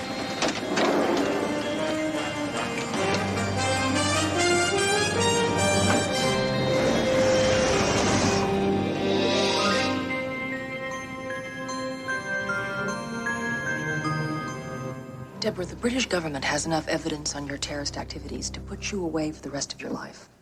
Which may not be very long, considering the fact that you would be an Irish terrorist in a British prison.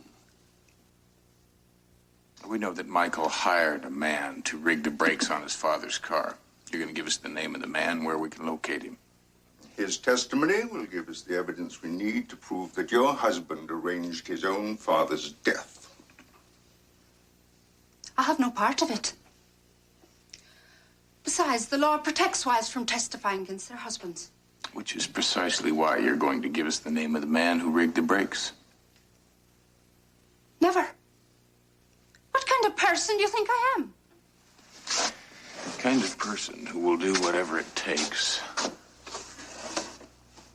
to survive.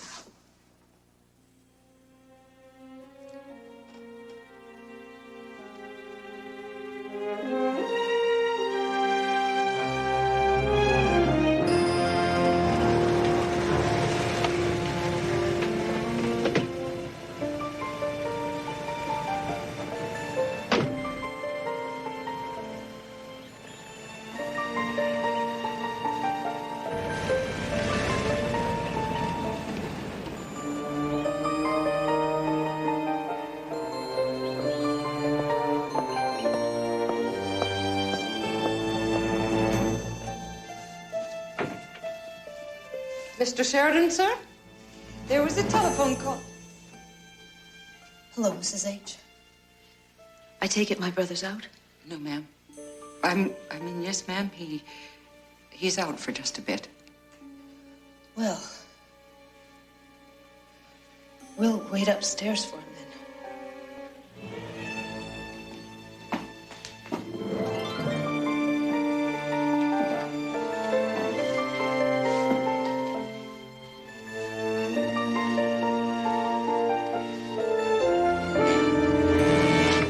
Lloyd to help us run that bluff on Deborah was a stroke of genius. Desperate means for desperate men. It was nice of Hoyt to put a tail on her so we know where she'd be.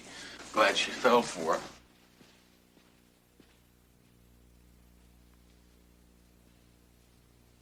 Is she asleep? Houston?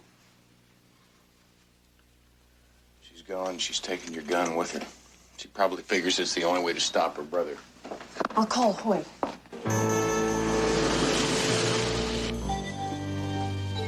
You don't know what you're doing, miss. I choose not to think about it. Mrs. Hollingsworth?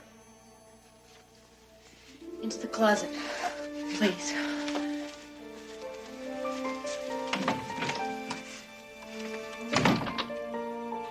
Mrs. Hollingsworth? Mrs. Hollingsworth?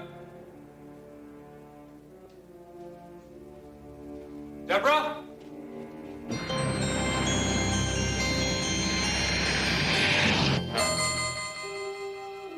Deborah?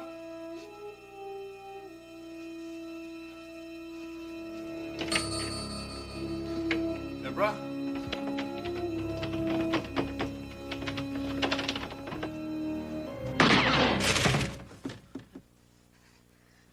I'm not as good at this as you are, Michael. I'm not a very good shot at all, really, so if you want this to go quickly, stand... Liz, think about what you're doing.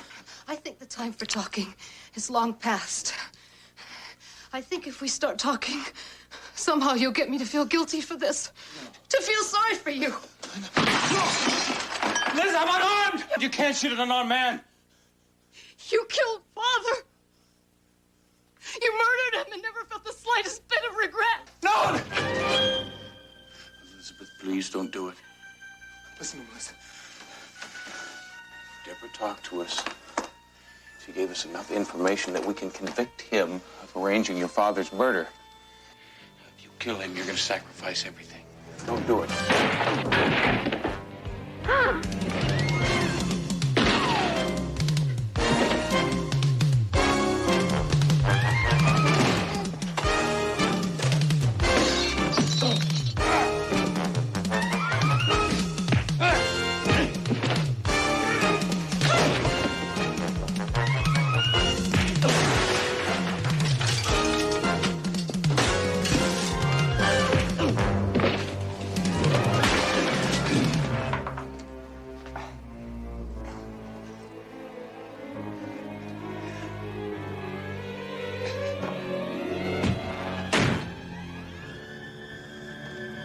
this.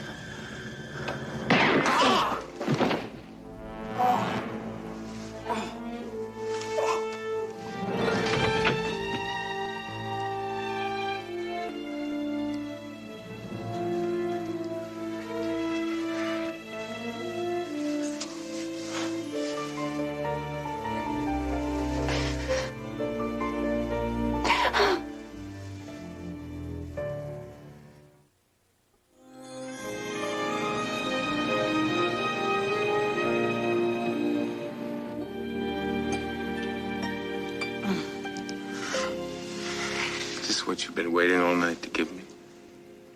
No.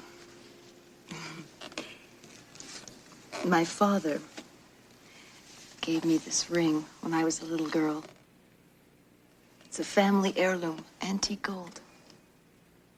He told me to hide it away and keep it safe until the right person came along. Sounds like you were very close. We were. And I know that he'd approve of what I've decided to do with my life.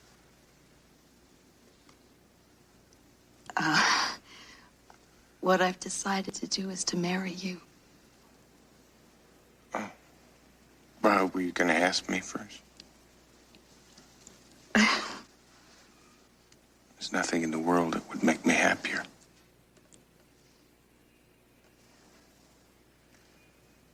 Elizabeth, you've been through so much pain in the last 6 months.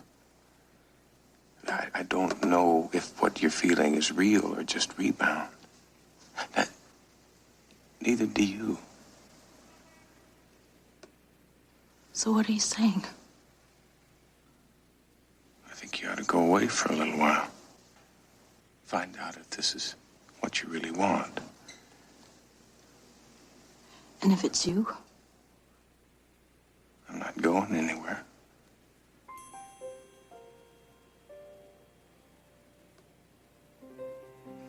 How long? You'll know how long.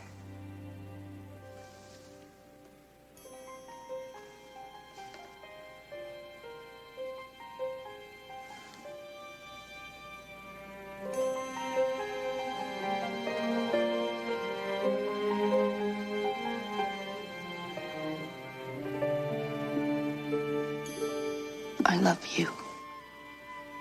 I love you too.